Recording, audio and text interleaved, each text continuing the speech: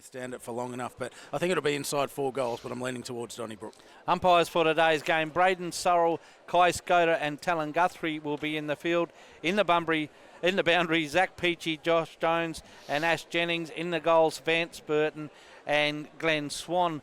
Badge, who's coming to the Harvey Norman interchange bench for the Dons? We're looking at Lucy. Is it Kai Lucy? Looks like Trigger's going to come to the bench. Jeff Smith. And just looking at the other one, it is... It's an interesting bench. Trent Brown? No, it's not. It's Beggs, is it? Cale Beggs. Cale Beggs, which is interesting. A lot of experience on the bench. And for the Bulldogs bench, Chase? Who we got here? You probably better do... Hall, Berraclough, young Bilsich, that's surprising. He's been in good form. Yeah, yes. And Falco. And Bedford. 15 is for Bunbury is Gilchrist. I'll put you on the spot then too, gentlemen. So that's all right. I've been doing that to Jared all year. Only seen him 3 times. We're not far away from a start here in the league preliminary final. The winner through to the 2024 grand final. And for the loser, well, they join the rest of the clubs looking on next week. So the reward is absolutely massive. Sorrell has the ball in the hand. This is SEN Spirit, and John Bajetta will take it away. Rucks up, Bo Lucy wins the first knock of the game. Which way is it going to go? No one wants to bend over and pick it up. Now there's, well done there by the Donnybrook player. It was ridden into the back, but umpire says give it here, and he'll throw it in the air. Just trying to work out who that was. It was Jai Bolton. Oh, Lucy goes early. Good knock by Durham, but straight down to Falco, and he's taken without the footy as the umpire. It's not. It's Bolton again. So it's got to come back. So just near side of the centre circle. Donnybrook to enter attack. No, he just goes short and finds Lucy, Bo Lucy. Now he just chips that ball over the top towards Persich. That's a real good mark, right on the arc. The 50-metre arc was Sam Persich, and he will go back. He's going to now hit Deering on the lead. He's got a number of players behind him. Brandon Jetta sets the screen. Ball comes to the ground. Creasy runs onto it. He's worked off the footy. Donnybrook have the numbers. Adau's going to go in. He handballs back over the shoulder to Deering. He squeezes the ball. It wasn't Deering. Now Deering picks up a footy. He's claimed. He's wrapped up right on the top of the 50 arc. And we'll have another ball up. There's a good tackle there by the Bunbury player in That's going to be the key, gentlemen, the pressure on the ball carrier. So we're left half forward here in the preliminary final. It's been a pretty good start, nice and physical. Players go at it. There was a free kick found. It's going to go the way of Bunbury, so this will be their first good look at it. They go to Kerwin by hands, switches it out onto the outer side. Wheel and go. They're going to go to right half forward. Contest forms. Little push in the back. No free kick given. Gets out the back, and Donnybrook are going to do the clean-up job here through Brown. By hand. Links up again, Brown. Chips a little one up to mid-wing. Taking a mark there was the Donnybrook player, but he fumbled it at the wrong time, and it'll be a ball up. Centre wing, far side. We've travelled a minute and a half in the preliminary final, and both teams yet to score. Ball up on the far wing now. We've got no one can win the footy. Oliver picks up. His kick's smothered. Now the Donnybrook player drives forward to half forward. Oh, Adau, well done. He's wasn't Adau, it was Potter. He can't take the ball cleanly now. Now same number haircut, of players. I think, Here it was. badge. Falco picks up a loose ball, drives forward. Brandon Jetta comes out. He brings 2 players with him. Deering goes one way or the other. Handball's inside. Good handball there to Lynch, is it? He set sail from 45 metres out. It bounces across the face of goal. Percy 2-1 to beat. Heisman goes in and helps. He picks up the ball deep in defence. Drives towards his half-back flank now. Foot race on. The Donnybrook player in front there was young Jackson. He just moves that ball forward. Well picked up there by Gerard, but he's taking the ground. Dropping the ball, son. Now Donnybrook, Bunbury away. The umpire calls advantage. Heisman, he chips down the line. Underneath is Williamson. He can't take the ball. Good spoil come over the back from the player there in McCosker, and right in front of the Bunbury dugout, we've got a ball in. 0-0. We've played 2.5 minutes into this first quarter. Both sides feeling themselves out. This is typical prelim stuff. It's not pretty, but it takes a while to get into your groove. It certainly does. Certainly feels like teams are filling each other out here. No score yet on the Southwest Isuzu scoreboard. It's off the hands of the Bunbury ruckman. They're able to get it backwards. They're going to have to go back and find it as they give up a bit of territory there through Borlini. Tries a little one through the middle. Kerwin's going to have to go to work. He gets a handball out going forward. Players throwing their body in there. Good stuff. It's turned over. It's going to go to right half forward for Donnybrook. So working back to find it was that player in Borlini. Jumps on the ball, and he'd be pretty happy to stop it there with the numbers probably favouring Donnybrook. It's been a hot start here in the preliminary final. We're at right half forward. Real good contest back here. Young Dale, he just knows nothing else but head down and that's bum where up. you need to be, though, isn't it? It's prelim final. The reward is absolutely huge. No good standing back this afternoon. So Creasy and Adow now. No one can win the footy. Play on's the call. First back to the footy is Persich. He's ridden into the... No, it's not as Bolton. He's ridden into the ground. The umpire said, give it here. Right in front of the South Bunbury members area. We'll have a ball up. We've been playing nearly 4 minutes. No one's hit the scoreboard as yet. So Durnham and Lucy, who's going to try and get the advantage here? No one can take clear ball. Now Durnham, he gets a handball over the top. Donnybrook have a 2-on-1. Bolton, he's done pretty well. Gives it to Isaac Bedford. He just squeezed that ball down the line. Well done there by Heisman. He brings the ball through the corridor. Comes back up the middle. Parsons leads the race. Donnybrook have an extra. Good handball there. Well done. Well done by young Brown. He goes over the top to Archer Coates. He now drives to half forward. Field leads the race. Brandon Jetta can't go with him. Play on's the call. Kerwin picks up a loose ball. He just squeezed that ball down the line on that far side to young Williamson. Right on a true defender wing. who tacks the footy badge. Yeah, he does. Kerwin, he tries to give him the rebound off half back. So young Parsons right on that far wing half forward area. What's he got on offer? Not much. Now Woods comes out on a long lead. He pushes the player in the back right in front of the umpire. And the umpire, a little bit obvious. It was well done there by, just trying to pick up the Donnybrook player to stand in the hole. So Giblet has gone to Horton, which we has, expected. so it's young Dale, and you would expect nothing less from him. So he just retains possession. Donnybrook go far and wide out there to young Bedford. He just chips down the line to his teammate there in McCosco, takes a mark on that far wing. Just trying to retain possession, try and get a bit of a feel and the groove going. Yeah, that bit of finesse is not quite there yet. No, it's too much pressure. He drives down the half forward. Who's up and over? Oh, well done there by the Bunbury player in field. He can't take the mark. Now the loose ball comes out. She's going to roll out of bounds on that far side. Thanks to MGIB, like a good neighbour, MGIB. So we're on the far side here at Hands Oval, yet to score in the preliminary final. It's Donnybrook taking on Bunbury.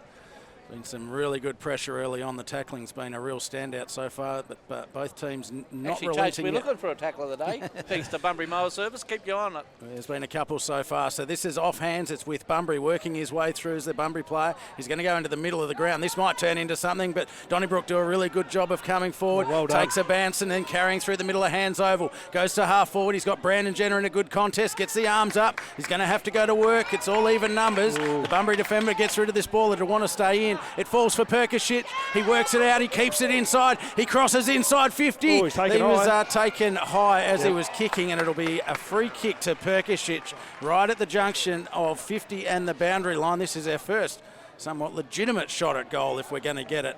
To young Trent Brown, the Donnybrook defender, he's hit that ball and backed himself a couple of times here. He's a great start. He's a very classy player, Crane. Well, He's he spent a knows bit of when to time go, up at doesn't Peel. he? Yeah, he's been good last few weeks in finals. Big Jeff Smith comes off the Harvey Norman interchange bench for the Dons. So Brandon Jetta comes off this little wall set up just into the goal score for Bunbury. Wasn't a great ball in. Able to work through again. Jeff Smith straight into it. He needed to feel some skin on skin. He did. This is clearing ball, but it's going to fall into the arms of Donnybrook player in McCosta. Oh, must have been touched, was it? Must have been touched off the boot. Gee, that player that ran into Smith, he's just only getting up too. I think Donnybrook would want to hit the scoreboard. They've been had forward, a lot of the footy, and they've been right, sort of inside 50 enough times to get a score. So really, they're kicking to probably the non-favoured end, so they're wanting to get a score. So Lucy goes early over the top. Adow can't take the footy. Now picked up there by young Gerard. He's been good also. Bolton just squeezed that ball towards his half forward there in Smith. He can't take the ball. Quaife wins the race back the footy. He's outnumbered. Now Donnybrook have a 3-on-1. Who's going to pick up the footy? It's Potter. He handballs back to Lynch. He just squeezes way out there in front of the player there in Fraser. He's handy if he can turn and go, but Bellini, well done. Dropping the ball, is it? Or did it cross the boundary line? Young Bellini's come up through the Colts, and he has had a terrific year. Probably a bit quieter than most of them, getting a bit of recognition, but he has had a terrific start to his league career.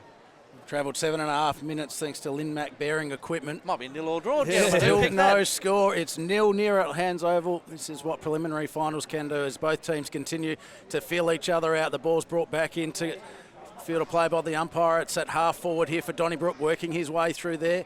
Here's the Donnybrook player, but gave it up, so it's worked back into the middle of the ground, and players will have to go and find it. Donnybrook throw the bodies in, as does Bunbury. Then finding the ball there was Heisman. Works the ball back by hand to Kerwin. Splits the ball out wide, and this is an opportunity here for Bunbury just to face forward and find the chest. Works up to half forward here. This is a good-looking foray forward here. It's with Nitschke. Works it to left half forward. Woods has got good position, gets his arms up and finds the ball. It's not Woods, it's Parsons. Wheels and goes inside 50, and on the mark was Horton. He's a classy young player, is young Baden Parsons. That was a good grab, and he was aware enough. And Big Horton, once he gets on a lead like that, with a kick like that, there's very little he can stop. Dylan Heisman, normally as a forward badge, he's been playing predominantly long half back, but got a lot of the footy he early. started on this wing in front of us. He has been very good, but it's a matter of craning whether we can keep going, because we see this from him a lot. He has that purple patch. Staying there for 4 quarters. Yeah, he goes missing for a long period of time as well. So Horton comes in, he'll kick from 45 metres out. That's cross to the right-hand side. And the scoreboard has finally got some work to do. Bunbury 1 behind 1. They lead Donnybrook yet to trouble the scorers. We've been playing 9 minutes into the first quarter. Terrific crowd in here at Hands Over this afternoon for the preliminary final in the Southwest Football League. It was interesting. Once they were able to maintain possession, Bunbury looked really good, as they did early on last week. So this is Donnybrook's first kick out. They just go straight up the middle and finding the ball there was Giblet. Got it on the second grab, turns and faces forward. Got a player working from across half forward. That's a beautifully weighted ball there for the player in Potter. Been okay early, had a couple of involvements there at half forward. This is the money kick. Inside forward 50. Perkasic was on the ground. He was put away, but Cooper Clark Deering was able to position himself really well, read the ball well on the flight in, and in 3 kicks, Donnybrook have gone end to end. You're right, they've been inside 50, but they've been messy inside 50. That was more deliberate, and once Deering had his defender in no man's land, he just walked around the front of him and took the grab. We said that before the game, and I said I watched him last week. I just honed in on him alone, and just to see the way he reads the flight of the ball, and that was exactly that then.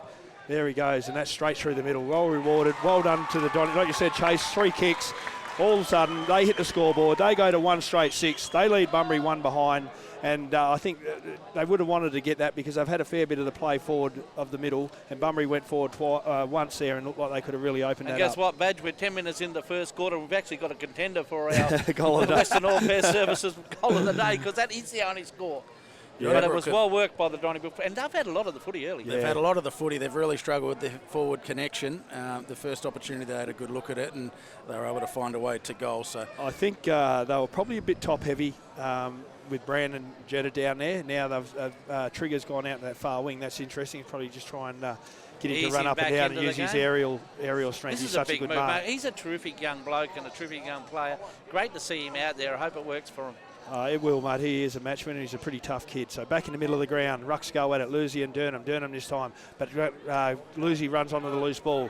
That was Kai Lucy. Over the top, he turns. Trigwell. There he goes. First touch.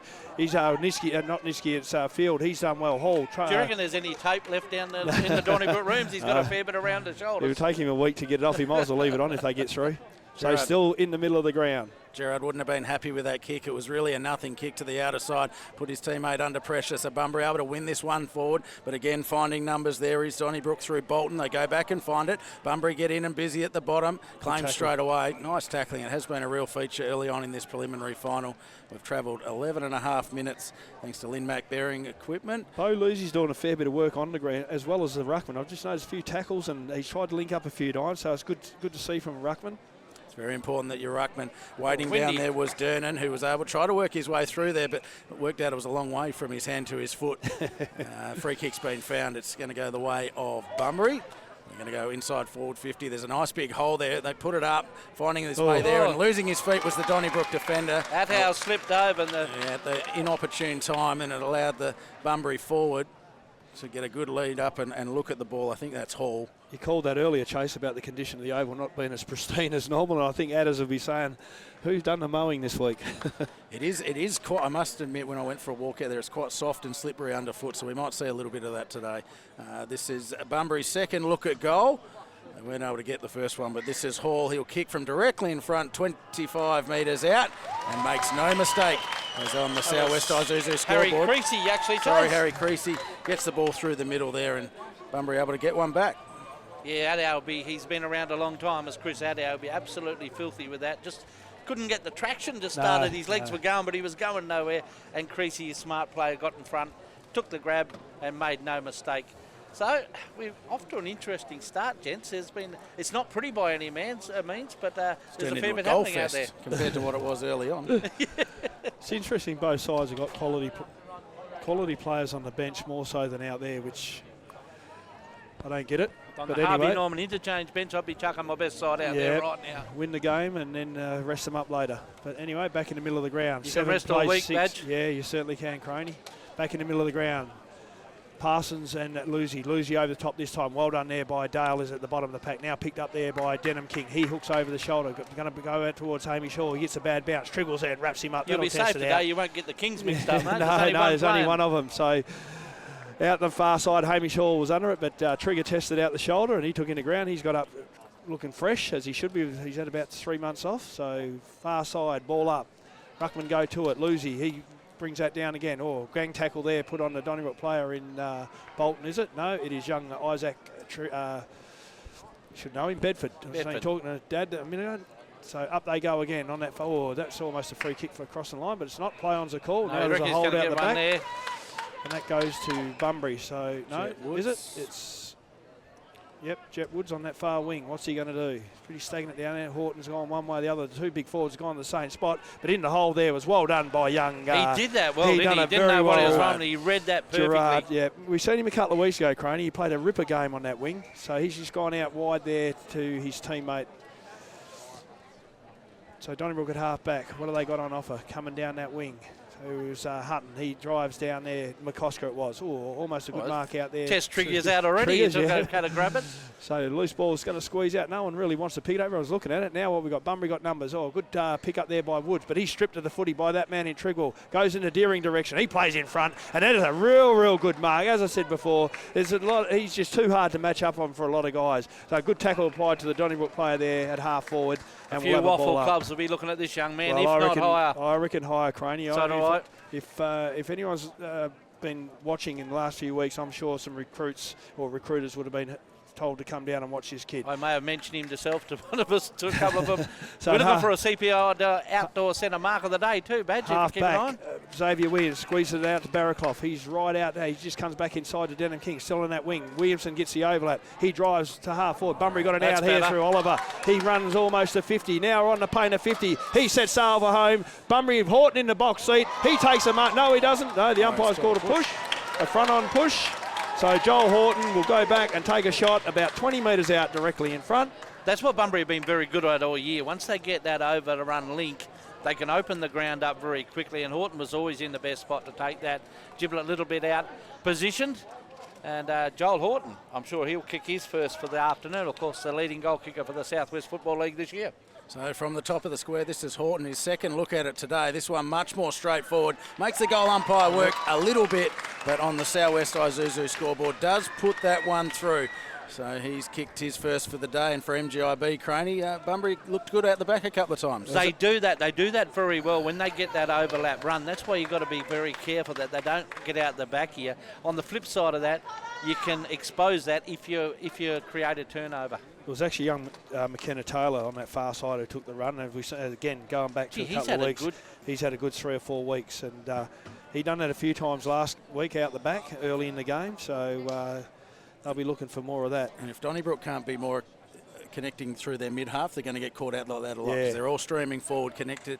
They need to get connected inside forward 50. Back in the middle of the ground, one down there by Smith who's gone into the middle of the ground. Then it's with Perkashich on his left foot to left, half forward, using the board really well, his body really well. In fact, was the Donnybrook player. He's at left half forward, waits for the movement to come up. Bunbury really haven't got back into the holes too well here at all. So there's an option there for Clark Deering as he put one hand out, but he couldn't reel it in. The Bunbury defender able to clear through right half forward. Boys, you can bring the ball this side if you like, make job a bit easier. But anyway, it's on the far side. Free kick's been found. It's going to go the way getting inside that 50. They've been inside there heaps times. Yeah, you're right there, Chase. They just haven't found that man inside 50. So centre wing far side, it's with Bunbury, who have looked good with ball in hand when they've been able to use it. This little chip kick up forward finds the arms of, is it King? The outer side, such a long way away, but goes to right half forward. Working up there was Parsons. Gets over the back, quick around his body. He's got a contest right at the top of the square. We're using his body well there was Jackson. Comes in and finds it. Help arrives, but so does Bunbury. Right at the top of the square, and there's a throw being found. It's going to go the way of Donnybrook. That was a little rugby pass, Badge. Yeah, I thought young Jackson should have run that through for a point. under the pressure he was under, but luck's a fortune, so he just drives that horribly straight down the middle of the ground. Too hot for his teammate to be able to mark it. Now Connor Walker, but he handballs straight to the Donnybrook player through the middle of the ground. That's how he gets a bad bounce. Perk sweeps around the back. He just chips that in the middle of the ground to Bellini. So luck's a fortune there for Bunbury. He goes far and wide. That scoreboard's got the magnet working again. Bang. But out the back, Smith, he just drives a big fist into the ears. Over the back is Hamish Hall. Chips over the top to Heisman. He marks 55 metres out. He just goes off one step, sips to Connor Walker. He's taken down by Giblet. Luck's a fortune there for Bunbury. But Connor Walker, play in front, get the free kick, 45 metres out on a slide angle. He should go back. He should get the journey, whatever wind. Connor Walker's had a good couple of weeks because he's a fly in, fly out, so he missed every second, but he's been able to put a few games together, and it's really paid dividends for him. Tell you, Dylan Heisman's had a cracker of a first quarter. He's had a good start. Heisman. Or loose checking. The umpire said no, it's got to go back. Just as well for Donnybrook because Horton was standing there all by himself. This will test him. He's given a handball off there to that man in Heisman. He goes just as you build him up, he'll kick it straight out of bounds on the full. So renowned for doing that, Croney. City and Regional Fuels, thanks for your support throughout this afternoon. 13 plays 6 on the Southwest Isuzu scoreboard. We've been going 19.5 minutes. So Donnybrook drive out wide on their half-back flank. In front is Clark Deary. He can't take the mark. Smith goes through, tries to take a few with him. Woods, long handball over the top. Nice handball. Heisman inside, outside for Horton. Hamish Hall off one step with them pink boots, and he misses to the right, and they get another behind. So they're peppering away. It was all Donnybrook looks like early. He bought some new boots, doesn't it, young Hamish? Yeah, he's got enough tattoos, so we don't know. Won't forget who he is.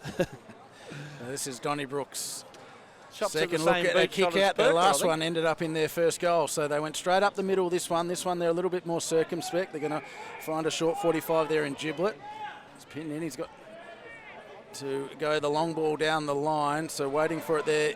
Good mark. And used his body well. Very There was well Bolton judged. for Donnybrook. Looks to go into the middle of the ground. He's got Perkisic working for him. He could have kept going, but it didn't. Just holds things up.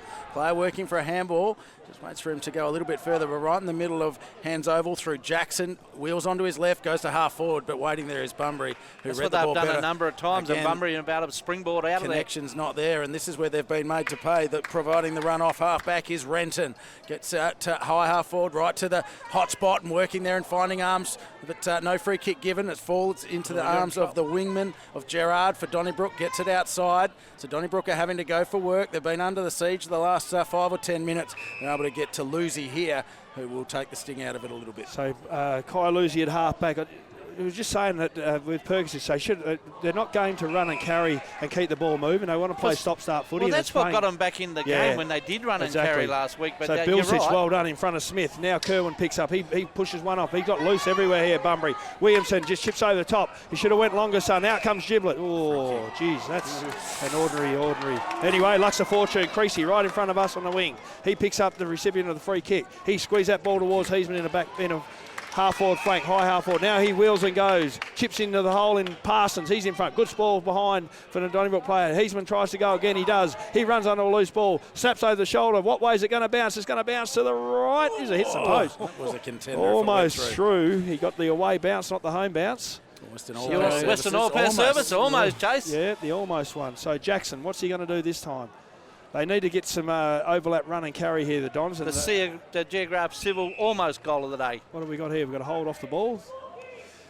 But I don't know why Donnybrook are doing that. They are holding up. Yeah, and they got the power up forward. So the ball comes out towards Jetta in front of Quaife. Good mark. Now he's got a Giblet running forward. Put it in front of him, he says. He does. He's got 2 to beat, but he's in the box seat, big Giblet. He just stands to use his body, marks that in front of, at the back of Ola. Now Smith's out. He's in the box seat. He should do the same thing, and he almost does. There's a kick to Clark Deering there. He was pushed out of the contest early, and Smitty's going to great. No, I did see. He did a Joel Horton from last one week. way or the other. But that was quicker movement, Well, that's and exactly the bigger right. guys put it up where they can use their strength, which is their height. And it stops the defensive unit or the midfielders from getting back in and filling those holes. It put the Bunbury defence under all sorts of pressure there, and what happens? They draw a free kick, and our young Clifford Clark Deering will have a shot from 25 metres out on the slightest of angle. So the way he kicks the footy, I won't mock him, but I'll be putting this down, and that sails straight over the goal umpire's head. So they move to 2 straight 12. They trail Bunbury 2-3-15 on the Southwest Isuzu scoreboard, and we've been playing a tick over 20 minutes in this first quarter. Yeah, great first quarter start. It's a bit of a muscle, a bit of an arm wrestle going, but both sides are showing little glimpses of what you can do as Trigwell comes off to the Harvey Norman interchange bench after his first quarter in month or two. But both sides are showing if they get a bit of open space and if they can run it in a bit quicker and give their forwards a bit of room, they can be dangerous. I'd be inclined to put Trigger at half forward because if they move the ball quickly, they're just going to have way too much marking power. Forward. Yeah, they'll just have too much firepower up forward. We've seen that a couple of times now. The Bunbury defenders have got nervous and given away a couple of free kicks, so if they can get it there quickly. Yeah. Just move it quicker through halfback and midfield and put the Bunbury defence under all sorts. So we've got a 6-6-6 warning, have we? Just checking with Jared O'Brien for down on the ground. 2 minutes. Got a couple of minutes to go for KFC and Dale Alcock. It's preliminary final action here at Hands Oval on SEN Spirit, back in the middle of the ground.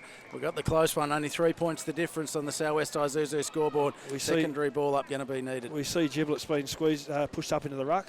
He goes in there. They've now run 3 through there. We've seen Smith, now Giblet, and able to work through there was the player in Donnybrook. Gets it to half forward. Daring goes to work. So does Jetto. Gets rid of his opponent. Daring's on the floor. Here's Addow working through half forward. He's got to stay low, but they're able to go and find it. Brandon Jetto gets busy. He's going to give away a free kick. He should have done better than that. Yeah, he'd be pretty disappointed with that because it was a 50-50 ball and more or less give it to him. I don't think he wanted to chase, so he took that out of the equation. It's with Renton here for Bunbury at left half back, splits it out wide. He'll find a player here in Perks. Have looked good when they've controlled the ball. They're going to go the long ball here. Crutch. Gets his arms up. That was a great mark there to Barraclough. He's been in terrific form as Barraclough. His first real touch outdoor centre for this afternoon. One of the marks of the day. Put his arms up. He was exposed into half forward. Thanks. And got Horton, who was in back position. He's found front position, but he can't find the ball. He's put under a bit of pressure, a bit of mayo on that. This is Donnybrook back through the middle of the ground on the turnover. Bit of mayo, that was a whole jar. But Bunbury are going to find the ball again through the player here in Renton. Splits to the outer side. He's got Bolini working for him. Takes one bounce, now two. Gets a nice little shepherd. Puts the ball in at half forward. I reckon that was late. It's certainly way. A little bit undisciplined there by the Donnybrook player. We speak about it all the time. You need to stay disciplined in games of footy. You know what the rules are nowadays. And giving a ball away like that, there was a 50-50 ball, and now all of a sudden you've given Bunbury a shot for goal. It's just a coach's nightmare. It wasn't late. It was like called the Uber and delivered it later on. That's how late that was. It was like Jared getting home from the Hayward on Friday.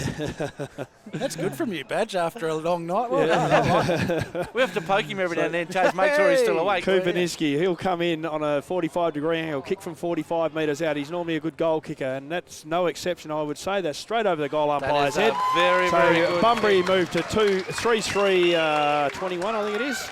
They lead Donnybrook 2 straight 12, so Donnybrook probably had the run through there and little turnover, and then all of a sudden a bit of ill discipline. Well, it hurts any time, but with a minute to go in the quarter, when you could have just run that out of bounds and set it up again. Bunbury had a shot for goal. Kupiniski, well, we all know that he's a very good goal kicker, and he made no mistake. In fact, that's an early contender for our our Western Orpest Services goal of the day. I wonder if we're going to get a mark like last week. We'll wait. Tyson Lane took an absolute screamer. I'll go young Deering because I reckon he's going to, if they can get it in quick and get it in high, he will jump over the moon, that kid. Big shout out to all those people watching it at the Hollow Beach Bar and Grill. Hope you're enjoying it on the big screen. So Giblet and Durnham back in the middle of the ground and ticking down right on siren time. We've got a game here. 21 Bunbury lead Donnybrook 12 on the Southwest Isuzu scoreboard, and that's the first quarter all done and dusted. Yes, that is, and a very entertaining first quarter in front of a big crowd at Hands Oval with a magnificent new grandstand. We'll be back after the break for quarter two. To Donnybrook, 2 straight goals. For Bunbury, Harry Creasy has 1, Joel Horton has 1, and Cooper Nishki has 1, and Cooper Clark Daring has the 2 goals for Donnybrook. It took a while for the both sides. They were feeling each other out, but they did break the game open. When they did, they scored relatively easy. There was a kick given away right on just before the quarter time siren, and Bunbury kicked that goal. Chase Creedy has been down at the huddles. What did you hear, Chase? Bloody lot of steps on the way back up. You're puffing and I caught you right on. Donnybrook pretty keen to cover the leading lane, so obviously there's been some big holes in their back half. Gerard did a good job with one of their forward entries in, own the outside and be a little bit braver with their ball use. Yeah, that's the exact thing. Obviously they can see that from the sideline as what we see up here. It's easy to say when you're sitting here, but their strength, and we go back to what we seen last week when they had the power forwards up there, was get it in their second half. Just get it in quick and let them go to work. And today they've sort of stuttered a little bit. The couple of times they have gone in, they've caused a bit of pressure on the Bunbury defence. And been able They to hit actually the looked like scoreboard. they were slowing it down themselves, which is a bit unusual. Yeah, exactly. And that's a bit of confidence too, the first quarter, right? It sounded like that was their plan. They wanted to play the skinny side, slow it right down, keep it quite contained. Second quarter to get underway. This is SEN Spirit and John Bajetta. Giblet straight down. Bunbury go to ground now. Persic, he picks up. He's got Triggle riding out wide. A number of players going to ground here. Triggle just sits it up in the hot spot. Deering comes out. He's going to go. He doesn't elect to go. And Kerwin takes a good mark at half back. And that was well done by Jesse Kerwin because they were under all sorts in. He goes one way or the other. He's forced to go short to his teammate there and Renton. He drops what he should have taken. Now he puts Kerwin under pressure. He slips a tackle at Deering. He just squeezes that down the line. Lux a fortune. Dernan, he handballs to Connor Walker. He just chips over the top. That's going to beat all players out of bounds as Parsons leads the race to the footy. He can't keep it in on that far side. We have a boundary throw in. So I think we're looking for the rising star too, gentlemen, for Hemp Brothers this afternoon. There could be a few of them young players learning a bit this afternoon too. There's a number of young players on each side, so it'll be very interesting. So boundary throw in, Giblet and Durnham. Giblet, who works his way to the front, he brings that down. Oh, well picked up there by Persic. They go hard at him. He just got cleaned up on the waist.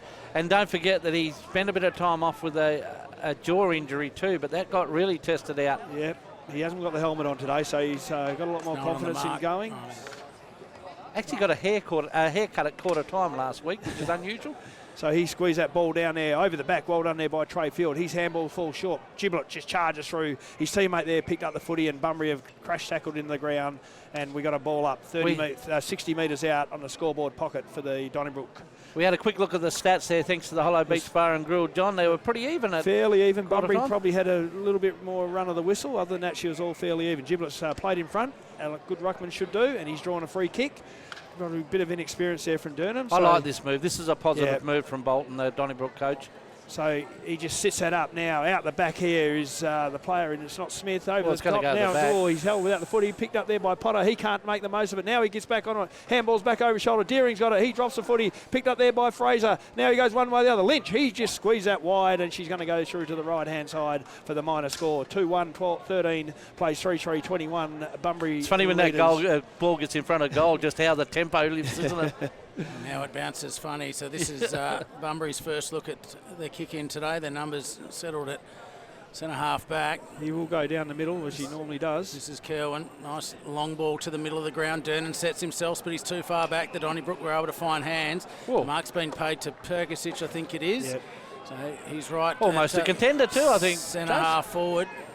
Bunbury have got back in numbers. They're just shallow inside 50 though. So he goes to the hot spot. Smith goes to set himself, gets to the front of the pack, and he is just that, just too big. Too strong. And that would certainly be one of the marks of the day thanks to CPR Outdoor Centre. But the turnover ball from Perkisic just puts it into the hot spot. That's what you're looking from Big Smithy, isn't it? To get your body in front. As you said, he's a big man. Hard for defenders to get around. He's not only a big man, he can take a very good grab. So Bunbury just weren't able to get that body on to not give him the run at the ball. He got a good run at the ball, took a good mark. Let's see if it's a good kick. Just tries to nurse this one a little bit, hangs it to the right-hand side, and it stays that way on the Southwest Isuzu scoreboard. I'll put me pen down then, Chase. 2 goals, 2-14 to Bunbury. 3-3-21. We've travelled 3 minutes in the second quarter. I'd almost penciled that in. I thought Smithy would get that from there. So Kerwin, he comes down the middle of the ground to Xavier Williamson. 40 metres from his defensive goal. He's called to play on now. He wills coming this top side. He comes out towards Parsons. He leads his player in Brown to the footy and he's taken a mark. He's going to come down this wing. Good lead there from Heisman. He takes it in front of Had a terrific first quarter, did young Dylan. Lucy. Now he squeezed that ball in the middle of the ground. All good enough there is Connor Walker. Nothing on offer. So he's got to go further wider out to Renton. What's he going to do? Or is it Bellini? He just gallops through the middle of the ground now. Chips that up towards centre forward. In there is the player in Oliver. He drops what he should have taken. Good enough to get a handball to Berraclough. He kicks that to the top of the square. Interfered there was Woods. Picked up well done there by the Donnybrook player in Falco. He's been a bit quiet to start with. He gets over the top to Giblet. Yeah, he's a player Donnybrook need to work into this game. Yeah. He's been in great form since he's been there. Good enough to work into the game. Well, he done that last week. We keep referring back to last week, Croney, but you can only go by what you see. Good switch out the far side. Now they're away. Is it McCosker? He's got yards. He's got Jackson running for him. He's got Persic in the middle of the ground. Come back to the middle of the ground, Sonny. He elects to stay wide. He has a bounce. He's still got Persic inside if he wishes. A horrible kick down towards Deering, but he's got numbers outside. Now the horrible handball goes over. He's lucky. Lux a fortune. He's carried forward after the handball. Put his partner under a bit of strife, then Deering good enough or lucky enough, as you said. They just to get the second kick. guessed. They got the good switch and then second guessed instead of moving that ball. They had a good inside. Deering goes out there towards Potter. He marks the ball 70 metres out from his goal. He wheels and goes. Up there comes Lynch. It's going to drop short of him. He picks it up in front of the scoreboard. He tries to get around the play there, and Oliver well wrapped up. That's a terrific. It was a good tackle. Where's from young our Oliver. mower services? A tackle of the game. Bunbury mower service. We'll mark that down, Craney, for young Oliver, right in front of the scoreboard. 21 plays. Write 14. it down here, Badge. He switches across the ground and Smith just picks his pocket. Oh. He was awake. Everyone else was still at 9 eyes at quarter time, but Jeffrey Smith says, you're going to play this game, you're going to play to the whistle, and he just comes in, picks the pocket of Kerwin, almost 15 metres out on a 45-degree angle, and I'll tell you what, you'll make no mistake this time around, Chase. No, he shouldn't. He's too much of a cast player to invite him into the game like that, so he'll have a shot on goal from a slight angle. He's missed. He's put it to the left-hand side, or it's hit the post, so... Jeff Smith, he's could put have a couple involvements. He's put one each side, so I reckon the next one we'll call a Badge. Through the diddle. So the ball was intended for Kerwin. He's got it now. He's going to kick out. Last one was straight up the middle. Options open up for him. The middle of the ground's pretty well populated by Donnybrook. They've done a good job to force the trouble ball. here if it turns over. Donnybrook are. So they gets to the player in Bunbury who moves the ball forward, but loses his footing.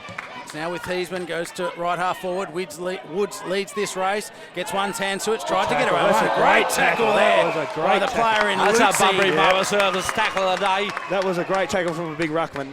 That's good though. You tackle hard but fairly, and got well rewarded. I didn't think the umpire, because the umpire was on the fat side, we could see he just rolled it out of his hand. So Woods tried to roll around, but he's given away the free kick. Falls into the arms of Perkisic. Off hands to half forward. Cooper Clark-Deering. He's got all the space that he needs. horrible kick, wasn't The it? kick from Perker, he's going to take it as a pass. It floated. It went where it meant to be. It didn't spin, but it floated towards. It was a high floater, but Clark-Deering had the open side open to him. He was able to find his way onto the end of it, and this will be his third shot on goal. He's been This a game dead-eye is today. warming up thanks to half hours too. Get that warming feeling.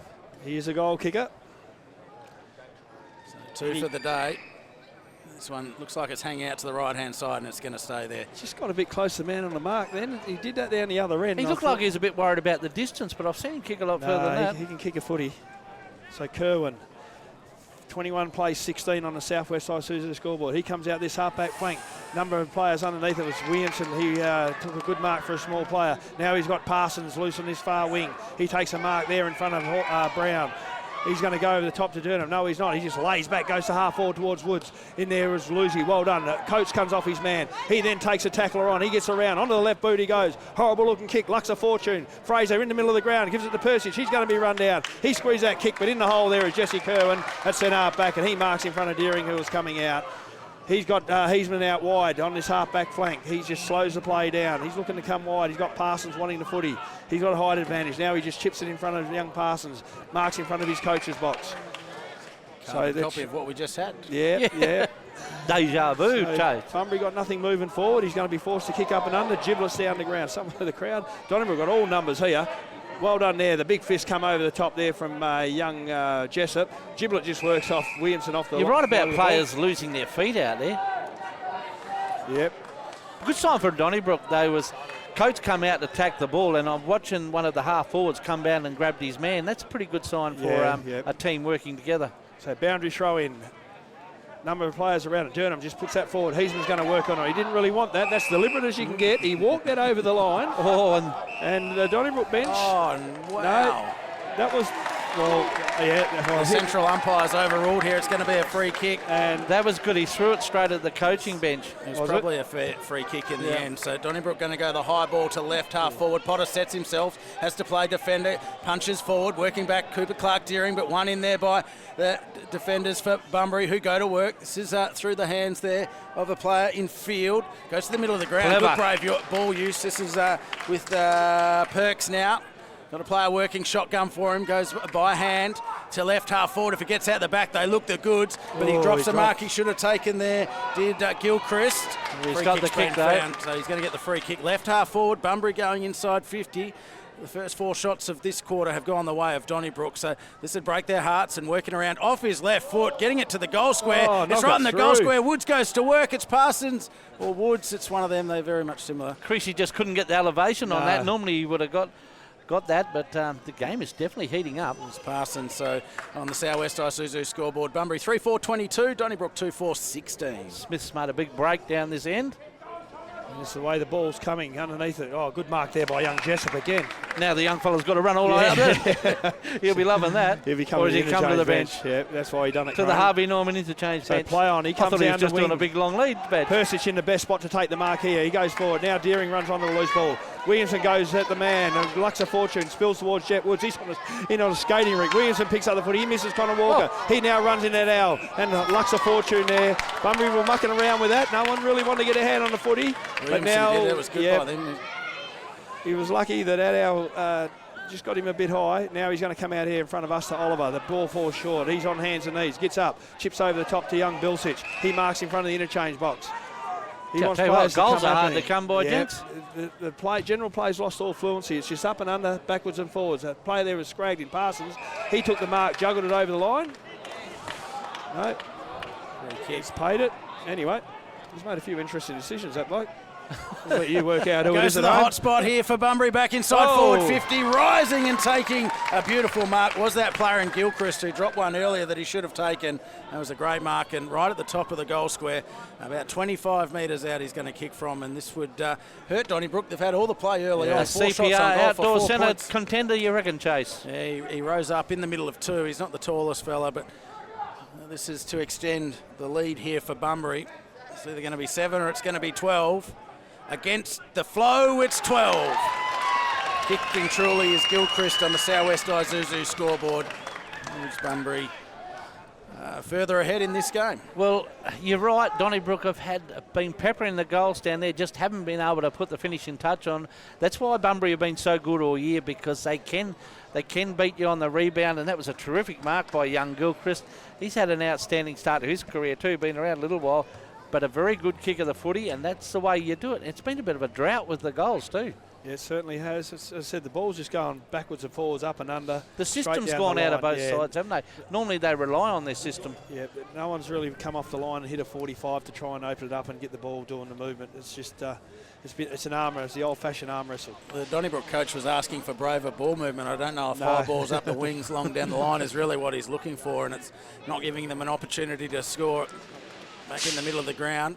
It's Woods versus Giblett, won by Giblett, but working back there is the player in Barraclough. Works back by hands. Woods gets it going back his way. Working back there, under there was the Donnybrook player in Taylor, for Bunbury. Puts on a good tackle and holds the ball there in its place as Dale threatened to get through there. So just to the left of centre, Giblett worked under the ball by Woods, then gets a secondary ball up. A little bit of tunnel ball there. Back in the centre of Hands Oval. Right in the centre. Right in the sand pit. 28 plays 16 at the 13-minute mark of the second quarter. So Denham King had a bit of gridiron there, boys, and put it down under between his legs. Hut. Oh, loose ball now. Walker, he breaks away from the contest. He chips that in front of Creasy. He marks in front of the player there in McCosker. He's about 60 metres out from his own goal. 1v1. Now Parsons on a good lead. The kick comes in, and that's a real good lead and a better kick. And young Parsons, he marks the ball about 40 metres out on a 45-degree angle, and he should go back and have not an easy shot, but a good set shot, a good look at it. But that was a real good lead. The lead drew the kick, and the kick was just as good as the lead. Well, that's what you lead to the ball carrier, and that's Yep. exactly what he did. And you know, if you're leading towards crease, you know it's going to end up in your vicinity. Again, working back to the quarter-time address by Donnybrook about protecting leading lanes. Again, not what they wanted, so unable to enact their plans at the moment. Allows a shot on goal for Bunbury. Stays right, stays in the field of play. Working back there is the player in Gilchrist. Who finds the opening again and moves Bunbury even further forward to 5-4-34 to Donnybrook. Again, on the Southwest Isuzu scoreboard. After Donnybrook, first 4 shots of the quarter. Yeah, after Donnybrook you've got to take your chance when it ebbs and flows in your favour, and Donnybrook didn't do that. And Bunbury starting a little bit look all right. I mean, that was very well done by Fraser Gilchrist. He had a bit of pressure there, but he was poised under pressure, kept his feet and banged it through. I'd be, if I was Giblett, I'd be hitting this ball as far as I could hit it, try and change it. Open it up a little setup, bit. Yeah, because they just haven't been able to get a clearance this quarter, and they've got to try something different. So 34 plays 16, 14 and a half We were minutes. saying that was the coaching move of the game earlier on, Giblett into the middle, but it's probably lingered a little bit The too Bank long. of Queensland. Yeah. coach's move of the day. So Giblet, he goes, and he's going to pick it up himself. He overruns it. Berraclough goes in first. He just spoons that out there to Hamish Hall. He handballs over top to McKenna Taylor. Bunbury through the middle of the ground. He goes wide towards Horton. He's too strong. He just takes that ball 30 metres out. That should be a 50-metre penalty. It's not paid, is it? No. Gee, I tell you what, there's some worrying signs for the Dons here at the moment. Bunbury are just starting to find that little bit of space. Their kicks are starting to hit targets. They're starting to find a bit of vision. And Joel Horton, well, they should push this lead out a little bit further. Yep, he'll kick from 35 metres out on a slide angle. You think this would be bread and butter? So this could push the lead to a handy 24-point lead. In he comes, 3 or 4 steps, and he just to the left he stays. So chance goes begging there because it was good work through the middle of the ground. A little bit of a breath of relief for the Dons. They need to get it back on their terms a bit. Bunbury are throwing the challenge down to them. They've had 4 shots each this quarter, so Donnybrook for 4 behinds.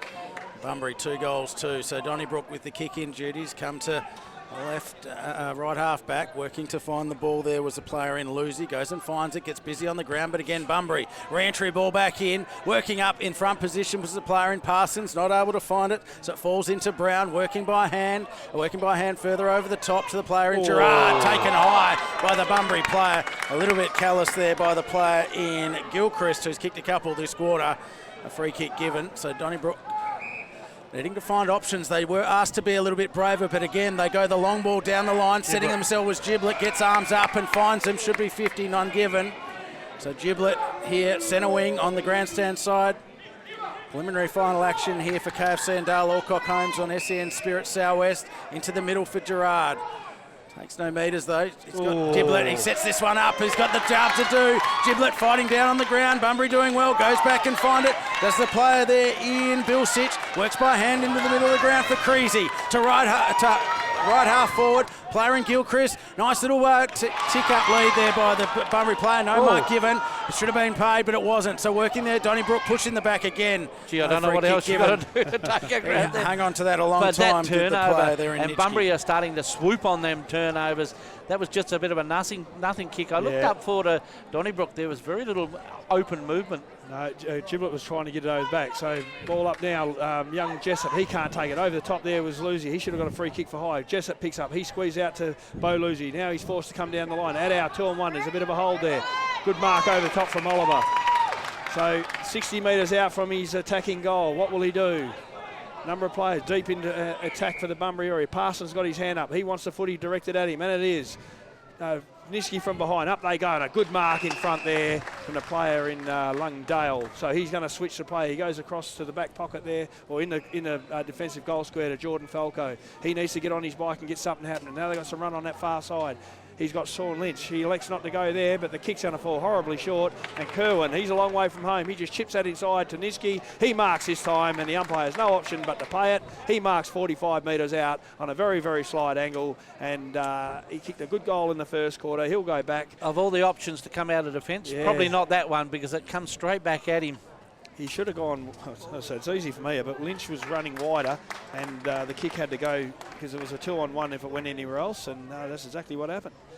So Trey Field comes off to the Harvey Norman interchange bench for a bit of a spell for the Bulldogs. Supaniski, he wanders in. He'll kick from about 48 metres out. He'll probably get right to the line. It'll take, in he comes. Up and under she goes. It's going to carry, whether it's going to carry straight or not, and she's just carried to the right. She goes through from behind, so 5-6, 36 leads 2-4, 16, a handy 20-point lead to also the Bulldogs. Letting the Donnybrook off the leash here a little bit. They could have really put this game into a big solid position for the Bulldogs. So Donnybrook again trying to clear their defensive 50. They haven't been able to do that in the second part of this quarter, and they're not going to be able to do it this time either. The Bunbury player working the mark well and was smothered out of bounds, so it stays deep inside forward 50 for Bunbury. Donnybrook, who had all the running in the first 10 minutes of this second quarter of this preliminary final. Look a little bit flustered, really Chase. Have lost their connection across the ground. They were having problems across half forward. They're now having problems across half back, and that's inviting Bunbury in. And they've been able to make them pay a couple of times. It's certainly not out of their reach. The ball comes into ground. A lot of numbers here around this stoppage. Bunbury, the better of that, go to work. Good tackling pressure, which has been a standout in this preliminary final again. So Donnybrook just need to grab the footy a bit and get a bit of control. 25 metres out from Bunbury's goal. Umpire throws it up. Ruckman go at it. Working his way through, there was the Donnybrook defender, clears it to the outer side. But again, Bunbury well set up here. I think Borlini. You hit the nail on the head. They were set up perfectly there. It was always going to happen. That was Jeff always Smith going to happen. Using every inch of his experience there, draws the free kick. And without giving away the obvious, you know who was there. So anyway, Smith, down the line he goes. He puts it in front of Brown and Jetta. He just pushes his opponent out of the way. He gets away with a push. So play on the far side. Falco drills that ball into Fraser. He marks 65 from his home goal. Could this be the turning point? Well, that's the first time they had any quick movement, but now it's stagnant again. He's waiting for the bigger boys to get down there. He goes, just chips that over the line. That was a terrible kick. That is a coach-killing kick. Anyway, it goes out of bounds on the full. You couldn't do that if you tried. So picked up there by McKenna Taylor. He drives back down the wing and he finds the full back there in Renton. He's a long way from home. He's almost between half-back and wing on that far side. 36 plays 16. This ball to this side. They've got some numbers here, Bunbury. They certainly have. But it's just having the balls, as they say. The audacity. I was trying to find another word. That was good by Gibble. He come across the front, but probably you're right, Chase. They should have been a bit brave, Bunbury, and come across. Both teams have been really happy to play at the skinny side and keep the ground quite skinny. So no one wants to go back and around to get across. To open the ground up. Yeah, they want to go down lines. Donnybrook are going to have to do that because they're not able to get any flow in their game. Centre wing far side, free kick's been found going the way of Donnybrook. A little bit of a raffle this afternoon. He's got Gerard in the middle of the ground. Chooses not to use that at Howe. Probably a wise move. I think Bunbury were his away options. They were asked to be brave. You've got to do as you're told. So Addo just does what they've done all quarter. Goes the high ball in. Smith sets himself. It's that big magnet, but it's fallen to the ground. Donnybrook, there's a look inside forward 50. Working back though is the Bunbury defender who read it a little bit better. Lucky. Gets a little left foot chipper out and then finds the Bunbury player through the middle of the ground. Now this is with the ruckman. Turns and looks forward. Got player at half forward all on his own. And that is the white hot Gilchrist. Had a really good quarter. Wheels inside forward 50 and then working back to find their ball there is Nitschke. They just opened that ground up. You said be brave, Chase. That's exactly what they did. But when they start to run, they look very, very good. They've been happy to move the ball quickly off turnover and really making Donnybrook pay. So this is Nitschke now. And on the flip side, Donnybrook are playing into their hands a little bit on that. Just got to use the ball a little bit better. So on a slight angle, he'll have to kick all of 40-45 metres. We've seen him kicked from here today. Sets in on the runway. Lets the ball go, hangs to the right and stays to the right. Moves Bunbury to 5-7-37. Donnybrook 2-4-16. Just while I didn't say that, normally I was going to say he's a very good kick of the footy, but just looking down at the Donnybrook coach's box, they're all pointing every which way. You've got a true forward in Triggle. If you pick it into play, put him at half forward or deep forward because they got something to kick to. At the moment, when they do get across that line, they got absolutely no idea what they're doing. So now, Luxor Fortune half back. Persic, he has a bounce down this wing in front of us. On the left foot, he comes out towards Smith. He should mark this in front of Quaife. Play-on's a call. Smith, well done. He beats one. He beats two. He turns the clock back over the top to Persic. He's now got young Bedford in front of us. He marks it high half forward. What's he going to do? Isaac Bedford. He's got Deering coming up at him. He doesn't want to go. You've got to move it quicker, son. You've got to get that ball in when your players are one-on-one. Puts himself under pressure now. Goes in long now towards Jetta. He's at the back. He pushes, shoves, and a good mark at the back of there from the player there in Hall, is it? Now he plays on. He's going to come towards us again. There's a wrestle in front of us. Well done there by Lucy. He pushes off. Jackson over the footy. He can't take it. In there goes young Isaac Bedford again. And he can't. He's well wrapped up there by Barraclough. He's going nowhere. 36 plays 16 at the 23-minute mark on the Southwest Isuzu scoreboard. Donnybrook, if to say they need a goal would be the obvious, and do they need one? Yes, they do. But if they do get one, that'll give them a bit of impetus going into. Adhouse just dropped that. He's put it to ground. Durham, he's hustled over the line. Now the ball just squeezes over the line by a number of players. Because Bunbury haven't really put it to bed. They've had a lot of the footy, so if Donnybrook could sneak one, it'll open a bit of a door and give them a little bit of confidence. 1 minute to go here before half-time, roughly. So they want to be quick, you're saying? Very quick. They're going to have to move the ball pretty quickly, but they're probably a better chance of scoring if they can get it inside forward 50. Thrown in grandstand side and then punched out straight away there by the Bunbury ruckman in Durnan. Nice little bit of push and shove as we head for half-time. And on the Southwest Isuzu scoreboards, it sees Bunbury leading this one, 5-6-36 to Donnybrook, 2-4-16. It is half-time in the preliminary final for 2024. Who will go into the grand final? We're going to have a quick break and then we're coming back with the Hungry Hollow half-time chat. And welcome back to Hands Oval for the Hollow Beach Bar and Grill half-time chat. It is half-time in the prelim final. And Bunbury, well, they lead 5 goals, 6 to 3-3. Probably could be a little bit further in front, but we have a very special guest this afternoon, of course, the 2024 Hayward medalist, Ty Anderson. Welcome, Ty. Thanks for having me on, mate. Mate, congratulations. Hayward medal in your belt, the highest honour in the Southwest Football League. Pretty proud of that? Yeah, no, it's an honour. No, did all right during the year, I guess, to rack up a few votes. So, yeah, not bad. Tell us a little bit about that. You spent a bit of time at Peel. Your decision to come back to HPL? Yeah, definitely my decision. Yeah, just a lot of travel and got a lot of mates at the club. And, yeah, it's my home club, so don't mind playing for them. Got knocked out last week out of the finals, but got a lot of young people coming up through. Pretty exciting time for the HPL Football Club. Yeah, definitely. There's a lot of young blokes coming through and there's a lot of talent. So a lot to look forward to as a club. Just got to make some right decisions and, yeah. What about your own season? Did you think you were in contention for that, Hayward? Did you feel you'd had that sort of season? It's always on your mind a little bit, I guess. But, no, I didn't think I was going to win it, to be honest. But it's an honour, like I said, and, you know, something to add to the belt, I guess, yeah. Now, there is a little bit of a challenge for you. Jared O'Brien reckons he can beat you in a 50-metre race.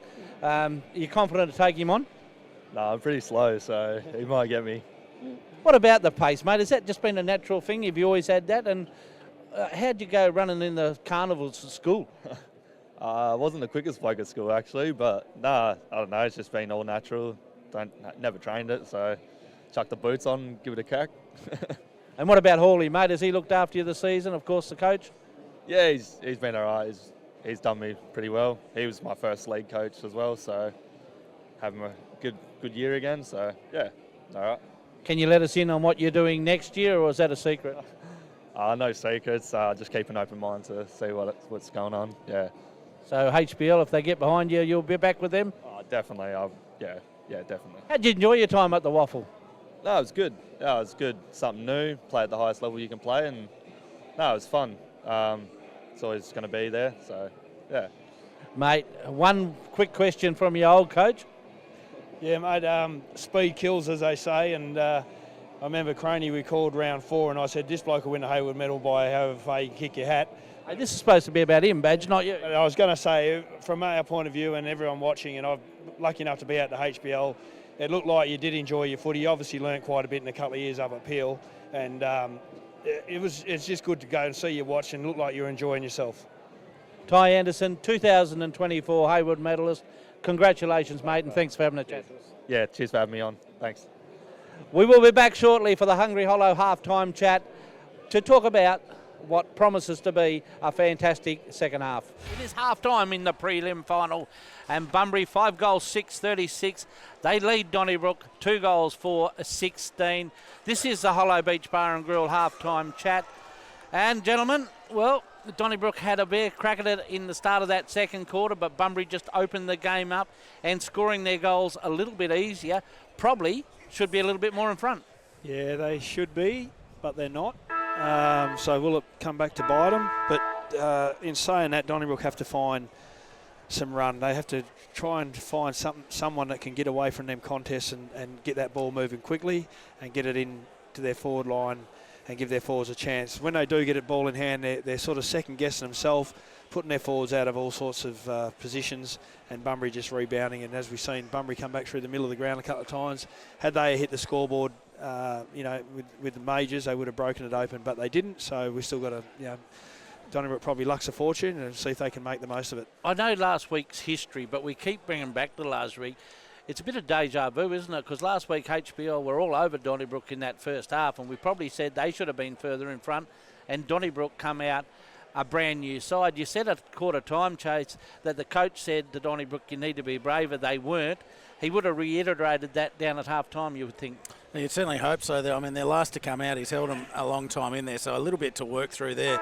Bunbury just about ready to break their huddle and work to their spot. So Donnybrook are going to have to go straight out in position. Probably shows where they're at a little bit in this game. I mean, they've not really tested Bunbury at all outside of that period in the second quarter when they had 4 shots on goal. It's going to be interesting that if it does tighten up, that those 2 misses from Smith a player of his class really should be kicking those goals from that sort of range, and then you see what the game gives you. But it allowed Bunbury, they've done so well to get the numbers to half-back. Donnybrook haven't been able to find a clean way to goal at all.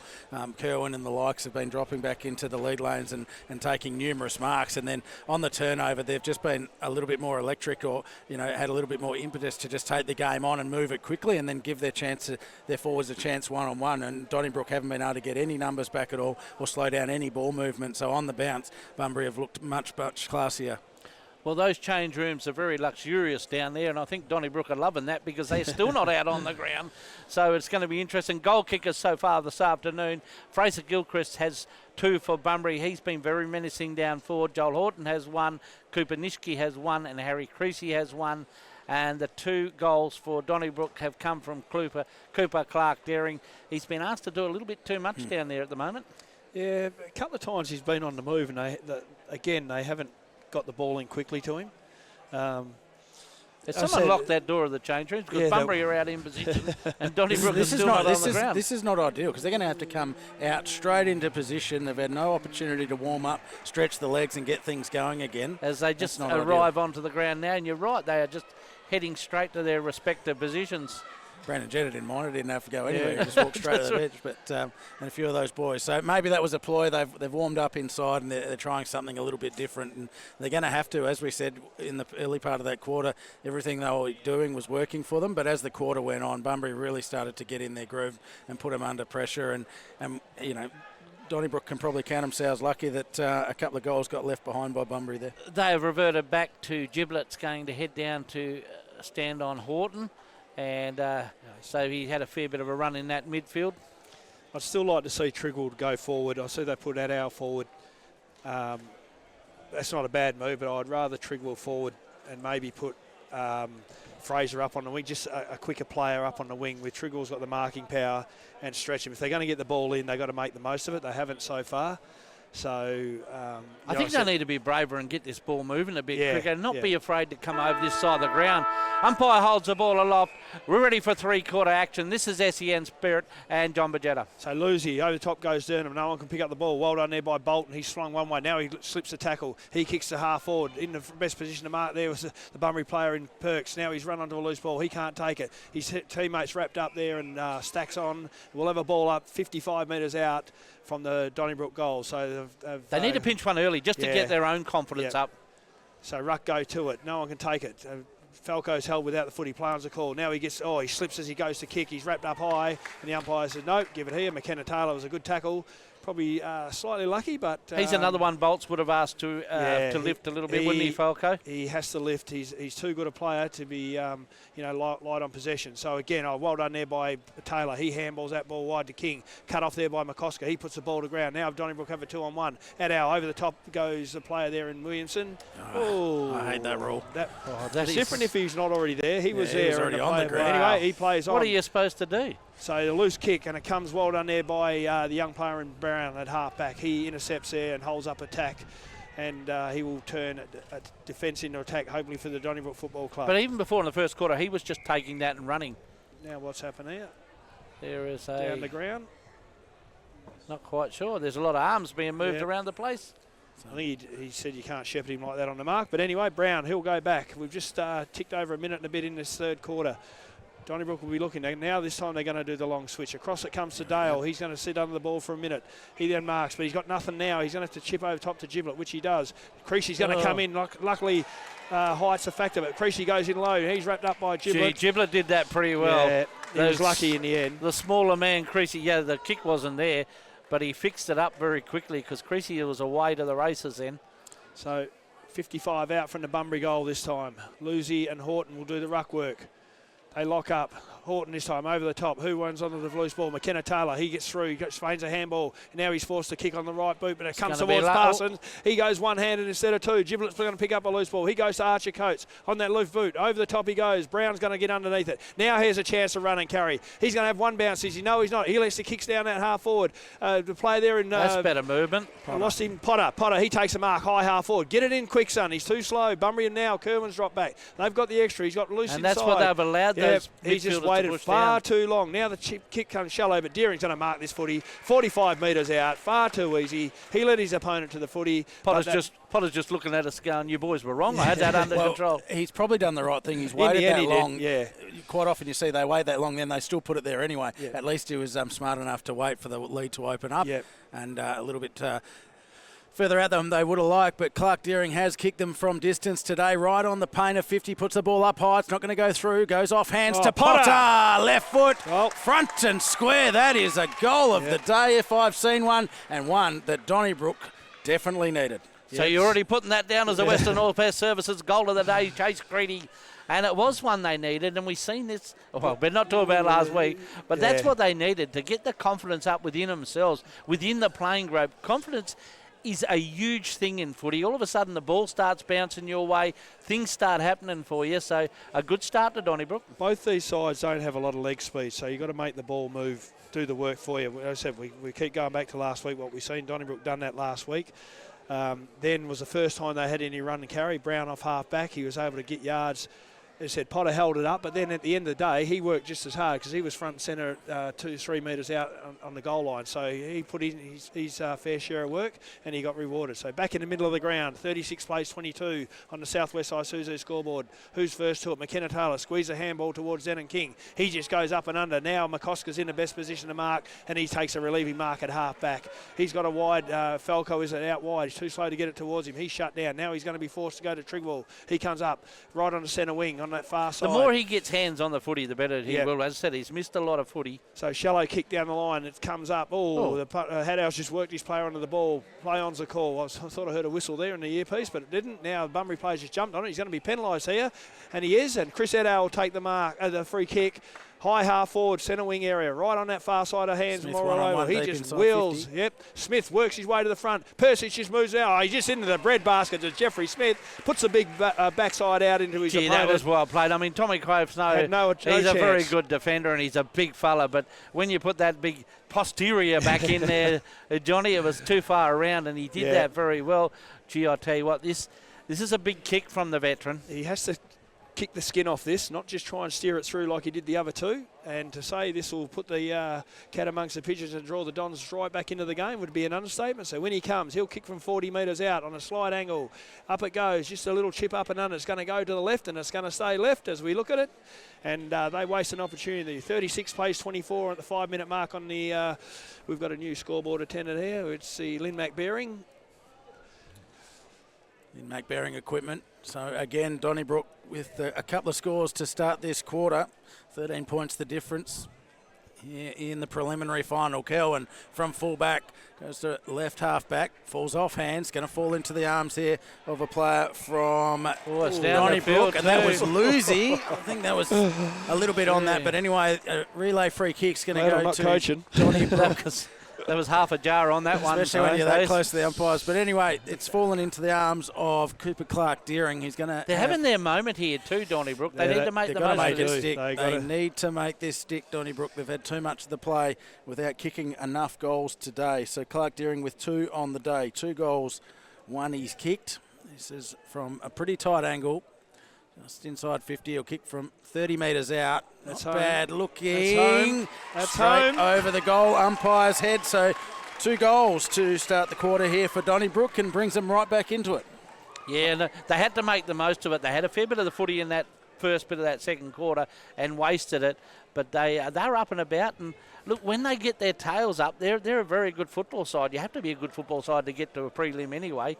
But it'd be interesting to see how Bunbury handled this. Well, we talked about Donnybrooks last week. What about Bunbury's second half last week? They were non-existent. So is it going to they took off. They went home at half time. Yeah, well, will that come back to bite them on the backside? Only time will tell. But 29 plays 36 on the Lynn McBearing equipment scoreboard. So she's game on. We've only been playing 6-7 minutes into the third quarter. I've been waiting for it to open up this game. You know, goals were just about non-eventful in that second quarter. Teams are having their moment in the sun. They've got to make it stick. So Lucy back in the middle, off hands, goes back and finds it, gets a scrubby kick forward, working back on the ball. Where's the defender in Borlini? Can't bring it in. Free kick's been found. Going to go the way of that man, Borlini. So he's at true centre half-back position here for Bunbury. Their opportunity to split out wide. Of course, they go to the far side, as they have for most of today. Finds the arms of the ruckman. Much you'll discuss, Chase. Dern, and my eyes just are no good. So they go to right half forward. Player was worked under the ball there. Well done by the Donnybrook defender. This is a bit of ball use inside, so their first opportunity. They come inside, which is good through Falco.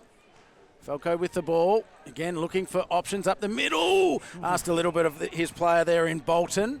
Works by hand now. Donnybrook get the ball on the move. Here's their chip game. It's a centre wing far side. Told to play on straight away.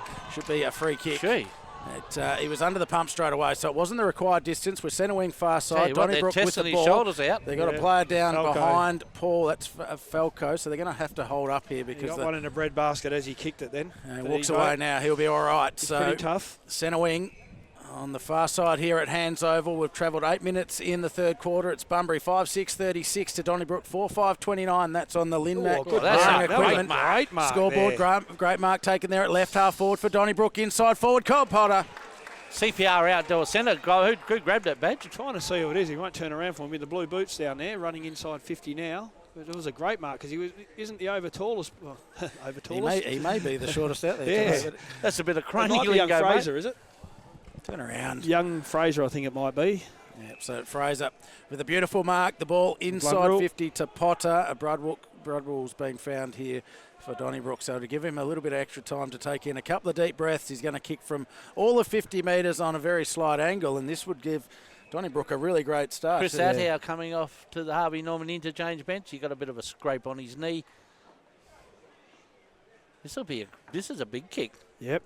And he comes. He's now wheels to get the extra yard. Puts it up and under. I tell you He's what, that has gone all the way downtown. And Donnybrook are now back right on the heels of Bunbury. They move to 5-5-35. They trail Bunbury 5-6-36 on the Linmac Bearing Equipment scoreboard. And now all of a sudden the game's come alive. He knew he was right on his limit there. And that new stand rule, gentlemen, that gives you a couple of metres, doesn't it? And he needed every bit of that, put it up. And a lot of people have been having trouble down that end making that distance. That's a terrific kick. It was a great kick. Do we give him a chance there, gents, for the Western All-Pest Service goal of the day? It's probably not so much the goal. Well, it's everything because it's when you need a goal and your pressure's on. You've got to get him, and he just done exactly that. He kicked into the teeth of it. Much easier today. Yes, exactly. Back in the middle of the ground, Lucy and Durnham. Up they go. Durnham goes early, but Lucy again. Oh, Creasy, well done. But he's dropped the ball there. Good tackle there by Kai Lucy. What's he called? Ooh. Interesting. Anyway, in the middle of the ground, we'll have another ball up. Lucy and Durnham. Durnham this time. Who's going to get it? Oh, Connor Walker. Well done. He's held without the footy. Play on's a call. McKenna Taylor goes in. He's got a runner outside in Heisman. He's got Trigwell on his hammer. Squeeze that kick forward. Horton at the back. Giblet too strong in front. And he's held his front position very well. Caused Horton all sorts of trouble. And now Giblet will take the mark. He just didn't let Horton come around. No, exactly. Yeah. Horton's been pretty happy to sit behind today. It's not really working for him. So good kick. Got a loose out there in Trigwell. He's starting, like you said, Craney. He's starting. Now he's got Falco inside. Lex not to go there. Now he's going to have to hit a target. He goes one. He goes two on the third attempt. He kicks that down towards Potter. He's starting to come alive. Wheel and go, son. He does. He goes inside. Now we got there in Lynch. Kick. Lynch. He's now got a good shepherd from young Jessup. Lynch goes in towards Brandon Jetta. Ball's wide of him. Can he keep his feet? He does. He handballs back to young Deering. Just pops that up. In there. No, now Deering. In front he does. In front he does. And he does it on his chest. How good is and he? That come from Persic. How many times they do that to you? You could get away with it, and they kick it straight to the bloke you just called. I tell you what, when there's vision. I know his old man very well, and I knew this kid growing up, not that well, but I'm in awe of him. I watched him very closely last week, and there's nothing he can't do. And I said it before the start of the game, if I was an AFL recruiter, I'd be taking him somewhere in, he'd be a late picker any day of the week and start on a half-forward flank next year. In he comes. He hasn't kicked it that well, but he's kicked it straight, and Donnybrook now surge to the front. They move to 41. They lead Bunbury 36. That's all I know because the score's been wiped. But Cooper Clark Deering's fourth goal for the afternoon too, and as you said, John, he's a danger every time he goes down there. 193 centimetres too. I didn't realise he was that tall. He obviously, we know he can play cricket. I know his dad was good at everything, that bat and ball or ball, whatever it was. Hand-eye coordination. And he's always alive. He's never. If you've got it, you've got it. Yeah, he's never on the back foot. He's always on the. Yeah, I think you can teach a lot of things in footy. You can't read. No, that's it. You either know that or you don't. Yeah. I tell you what, the Dons know where they're going. They're running warm for Hearth House too. That was a good little plug there, wasn't it, Jared? 41-36, 12 and a half minutes gone in the third quarter on Jared the O'Brien got the earpiece Bearing on, just Equipment listening. scoreboard. Up they go. Ruckman at it. Lucy, he's going over the top. Falco, well done. He's now beset upon. Creasy picks up a loose ball on the left foot and a good relieving mark taken by McCosker. He's been fairly handy. That's 50 metres. That is 50 metres every day of the week. Not paid. Now it comes out towards Lucy. He takes a mark in front of the Bunbury coach's box. What's he going to do? What's on offer? He's got to come down the line this time. Potter offers something. What will he be? No need to be brave this time. Play possession. Down the line he comes. Potter's in front. Kerwin comes over the top. Interferes. Yep, and the umpire's seen it. Now Lucy picks up a loose ball. He's allowed to play on. In front of Brandon Jetta. Quaif and Jetta. Who's going to win? Well, the slower man's going to win. He's going to walk to the goal line, is he? He has one bounce. He hasn't had a bounce since under 10s. He goes bang. He goes all the way from downtown, does Brandon Jetta. And the crowd's up and about. The Dons are into it. They've skipped to an 11-point lead early into the third quarter. And they've got all the momentum at the moment. We spoke about confidence in each other and just getting in the right spot, and every time the ball was, and as you said, there was a bit of a race on, wasn't there? The ball bounced in favour of Brandon Jetta, and he made no mistake. His first bounce? Well, I tell you something, Craney. If you had $200 and you had to put it on two blokes running from the age of 12, young Quafey will win that race by 150 metres out of the 200 metres. But Luck's of fortune. Brandon just worked him off the footy, and they are up he and turned about the clock back. He found a yard or two. Experience counts for everything for KFC and Dale Alcock. It's preliminary final action here on SEN Spirit Southwest, and the script has been flipped. It's a 13-point margin to Donnybrook, bat in the middle of the ground from what it was a little while. And again, Donnybrook able to find the way. Falco getting busy. Should be a free kick. None getting given. Comes to half back there for Donnybrook. And look, Bunbury have woken up here too. The stakes, it's gone up a little bit, hasn't it? You don't want to let it get away from you the longer that we go. So back in the middle of the ground, Woods works his player off the ball, goes back and finds it, but again, players stack on. Thanks to MGIB, like a good neighbour, MGIB. Thanks. Two blokes have changed this for Donnybrook. Falco's lifted his rating. His pressure gauge has gone through the roof, and Lucy's gone back into the ruck, and he has made a massive difference. There he goes again over the top. Oh, Brown, well done. Fraser, he can't take it. Now, loose ball comes through. Bilsich can't take it. Numbers, Willing in there. Who's going to win the footy? Well done there by Lucy. He's rewarded for the soccer. Just desperate to get to the footy and draws a free kick. Now the kick comes out here to Bolton. Will he be shut upon Creasy? What way is it going to go? Creasy, well done. He's got two to beat. If he mops it, racks it up, stacks it up, that'll be a win for the Bulldogs. That was right in front of us. It would have been easy to give away a kick there by Creasy, but just showed a fair bit of experience and locked it up. Broadcast side here at Hands Oval in front of this beautiful new facility. Again, Lucy over the top. Has to work it back, so they're going to have to go back and find it. But through there is a player from Bunbury. That's Gilchrist, puts it side half forward. Good mark. And Giblett finding. He's been pretty good as he's gone back. It's been a good switch for Donnybrook for him to go back and Lucy back into the ruck. That was a good Bank of Queensland switch, that one. Got it to left half back here for Donnybrook. They're really starting to control the half back area and being able to turn over a lot of ball. Goes to centre wing, far side again, the high ball up, pitches on its ground. It's still alive to be won. Bunbury going back in to find it. Players still on the ball there. Perkisic able to get it. Scrubs one forward. Working here is Smith and the player in Athow. Off hands. It'll go out of bounds. It'll be a boundary throw in. Bunbury defence under a fair bit of pressure at the moment. Well, that ball's coming in there a lot quicker. Donnybrook, as you said, Craney, they're moving it quicker. Bunbury can't get the numbers back as they were earlier when it was stop-start, and all of a sudden the big men are becoming dangerous. So at left half forward here, Donnybrook in attack again. Ball comes down. Well done there by Lucy. Works it to the front of the pack. Going to find the ball there. Player in Falco. They just keep shoveling it forward. Pops up here into the arms of Lucy. Into half forward. And all on their own is our man of the hour. This is number 5 for the afternoon for the young man. He's had a season, a breakout season. At the start of the year, he's just hoping to play a bit of league footy. Yeah, just a little bit, just casually. More than that. He's a class above at the moment is Clark Deering. He has been the difference this afternoon for Donnybrook. There was a hole bigger than the Grand Canyon there, but I was watching him. He didn't stand there. He just wandered, and luck's of fortune, you're on the move, and it happened. He lays back. It just stays shallow to the left. Otherwise, that would have been a real timely, another wedge into the game on the scoreboard. 5-6-36, trails 7-7-49 on the Linmat Bearing Equipment Bearing scoreboard. 17.5 minutes played in the third quarter. And deep in defence, Williamson, he's forced to just chip towards Denon King.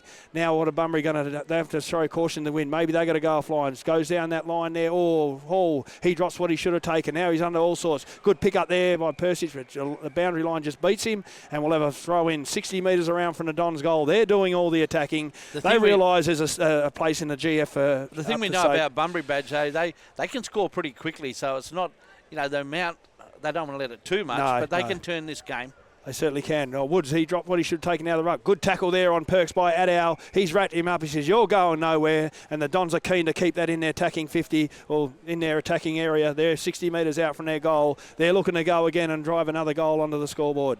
So Ruckman had it. Well done there by Lucy. He was out of position. And then what's happened there? She's gone out of bounds on that far side. So 36 trails, 48. 18 minutes tick down.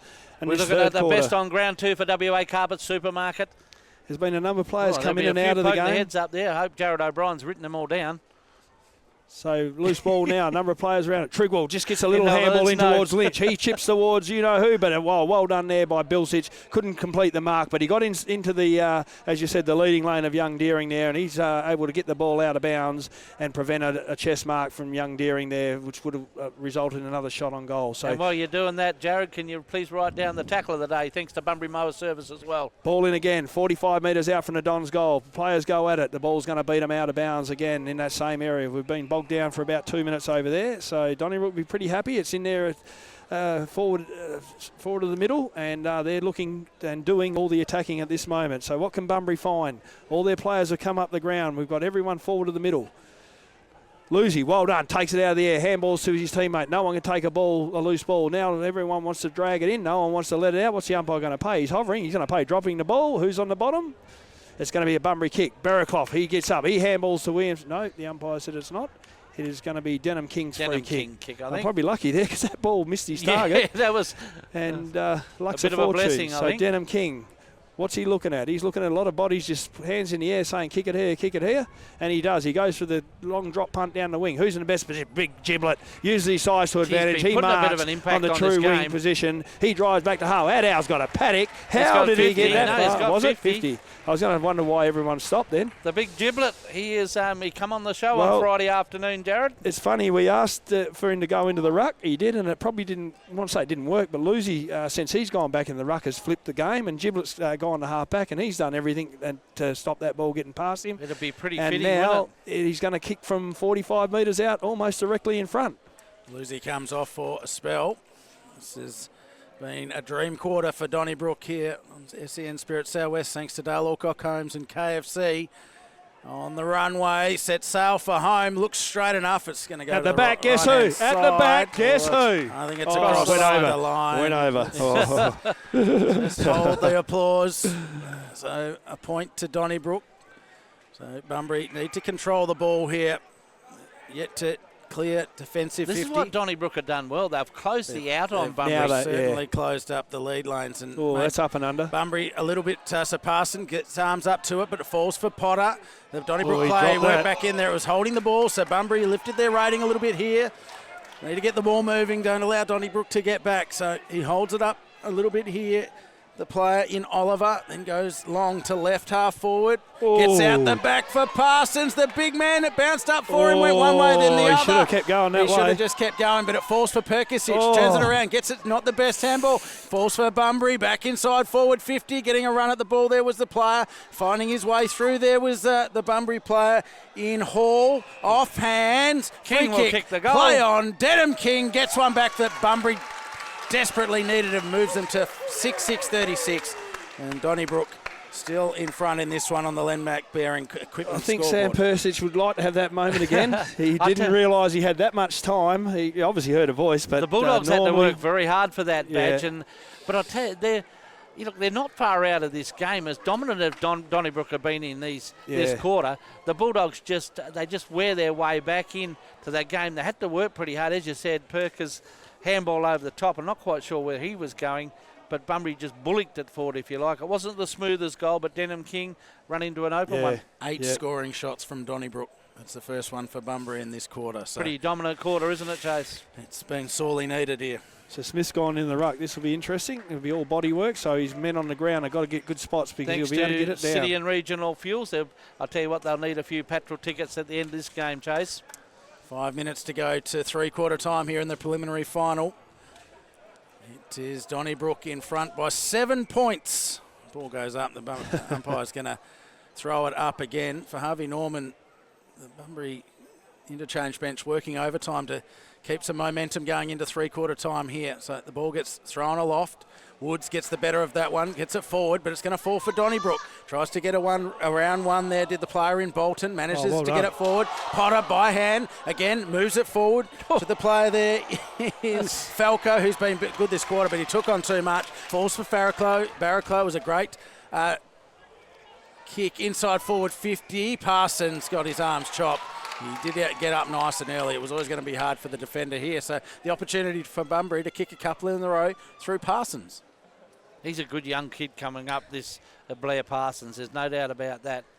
He's not far out of the Colts, but he's got a ton of talent. The way this game's going, he's going to slot this. Yeah, I reckon you're right. The game That's normally what happens. Yeah, well, needs that's what normally happens. The game asks for something. Looked like it was going to slide the other way, so when he's going to come, he's going to kick from 51.5 metres out, I reckon, and he does. Puts it up and under. She's not a bad-looking kick. She hangs left and she stays left, so 6-7 trails 7-7. 6 points in on the Limmac Bearing Equipment scoreboard. So Donnybrook through Dale, moves the ball quickly. He's got Falco in the box seat. Creasy comes, shut him down. Well done there by Lucy. He's taken high. He's thrown over the line. There was no need to do that. Why would you do that? The ball was already out of bounds, so Donnybrook probably got the result they were looking for anyway because Falco was closed down luckily, but now what's he going to do? He's saying slow it down. There's not long to go. They've obviously been told there's about 2.5 minutes to go. He's going to come down the line long towards his brother who's just snuck onto the ground. No, he doesn't. He goes short to Bolton. He's just going to own the footy. He's told to slow it down. He can chip back inside if he wants to, but no. Go for yards, son. Go for yards. Snuck on. He's been found now by Kerwin, but there's a clear mismatch there. So the kick comes down the line. Who's going to win the passes at the back? He can't mark it. Well done there by Potter. Head over the footy. Good handball towards Adow. He tries to knock it forward. No one can take it. Quape goes up. Well done there by Brandon Jetta. He feeds Fraser. He just toe posts that forward. He's going to win the race back to well done by young Ben Fraser. That was very well done. The whistle was already blown for out of bounds. I thought he was out of bounds when it went out. It was. That's all I'll say, Croney. You know what I'd like to say. This is going to open up the now ground. Connor Walker through the middle Bunbury. of the ground. That centre half back. They've got numbers everywhere. Horton leads up. He draws him to him. Oh, kick's not the best. Goes towards McKenna Taylor. He takes it on the bounce in front of Brown. Brown corrals. He pushes him wide on the right boot. Just chips inside. But the player there in Lucy, was it? Gets a fist to it. Now Barraclough picks up ball 55 metres out. Cooper Ninsky. He marks 30 metres out on a 45-degree angle. And I'll say it, Croney, we might get a kick in the backside, but that was the worst umpiring decision I've seen for 2024. It'd be interesting to see who participates. He's going to make it interesting. We're going to be locked up here going into three-quarter time, I would think. Yep. Cooper Ninsky's kicked 2, I think, already. He's, as we said it last week, he's a knowing goal kicker. He's going to come from 30 metres out on a 45-degree angle. I'd be safely saying this will go over the goal umpire's head. In he comes. Good approach. Everyone's on the edge of their seat. Yeah, it is, isn't it? Very quiet. And that is a great kick. He has put that straight through the middle. Bunbury square it up, 7-7-49. They're all square with Donnybrook, 7-7-49 on the Linmat Bearing Equipment scoreboard. Well, we are set for an absolute ripper. All tied up at the 25-minute mark or the 26-minute mark of the third quarter in what has been a sensational prelim final. The game is an amazing one. That's why we love it. All Donnybrook, and then all of a sudden Bunbury kick back with 2. It's hard to say. Does it feel a bit of a breeze? I'm not sure. Look I at was the just trees. watching. There's not much around. No, I was watching the ball carry. Is, it definitely carries towards that city end. This is the first quarter since the first where there's been scores at both ends. Ethan, yeah, I was going to say, how's it looking on the scoreboard? So back in the middle of the ground, late in the third quarter here. We've got a cracker at Hands Oval for this preliminary final. Big prize on offer. South Bunbury waiting. Back in the middle of the ground. Another free kick's been found. It's going to go the way of Donnybrook. The Dons through Bolton. Free kick closing in on three-quarter time, only a couple of minutes to go. Perkisic working wide. He had to find arms, got his arms up well. Baronclough was He's a good player, bearing down on him, and he that. just says, let's just slow things down a little bit. Tries to get around one way, and there's been... that's... Umpire should have called play on, but he didn't, and that is the rule. Baronclough left the mark, and there's a 50-metre penalty. It's a rule, Chase, but it's a cruel rule, isn't it? It's the game that we love. So Perkisic is going to have a shot on goal. But he done well there because he knew he had to get yards. Yeah, and not the fact that he sucked the man in to come across with him. But I feel sorry for you on the mark. The coach is going to let the bloke get yards. It's been the same rule all year. No, but I'm with you. I'm just making a case for the game. No, anyway, Perkisic closing in on three-quarter time. It's all tied up on the Linmat Bearing equipment scoreboard. It's a cracker here on SEN Spirit, Southwest. Thanks to KFC and Dale Alcock Homes. Perkisic on the runway. Very deliberate run up. Sets the ball on its way. It stays left, starts left, stays left. So a point the difference here. Donnybrook in front, heading into three-quarter time on the Linmat Bearing equipment scoreboard. That's a good one in front of a very big crowd here at Hands Oval this afternoon. Magnificent new grandstand. Straight up the hey diddle diddle do Bunbury. That's the way to do it. They go forward by hands. They've got players out the back. Got a player working for him if he can get it there quick enough. Nitschke doesn't get there. Falls there for Parsons. Around his body. Goal. He's kicked a beautiful one just on three-quarter time. Wow. Two kicks straight up the middle. Fell for Parsons, and there's a goal. The one that Donnybrook left behind, Bunbury put on the scoreboard. They haven't worked out. Kerwin's done that every time he's kicked out. He's played on, he's tried to kick long over the top and get the slingshot going, yet they let him run out further than what he should, and that's where he's getting that extra 10 metres from, and all of a sudden it opens up out the back. And Donnybrook went hiding to nothing then because Bunbury had all the numbers behind the ball. Even the kick didn't quite hit the target, but there was 2-on-1 situation anyway. The wind did get it a little bit, so to the city might be there, yeah. Definitely a win towards that city end to watching this ball carry. What an amazing finish to this third quarter in this preliminary final. Yeah, we thought when he kicked the other one down here to score it up, that was it. Donnybrook all the play in the first half of this quarter, and then Bunbury with a couple of late ones. Probably going to turn for home in front. So back in the middle of the ground, Smith won it straight down to his teammate there in Bolton.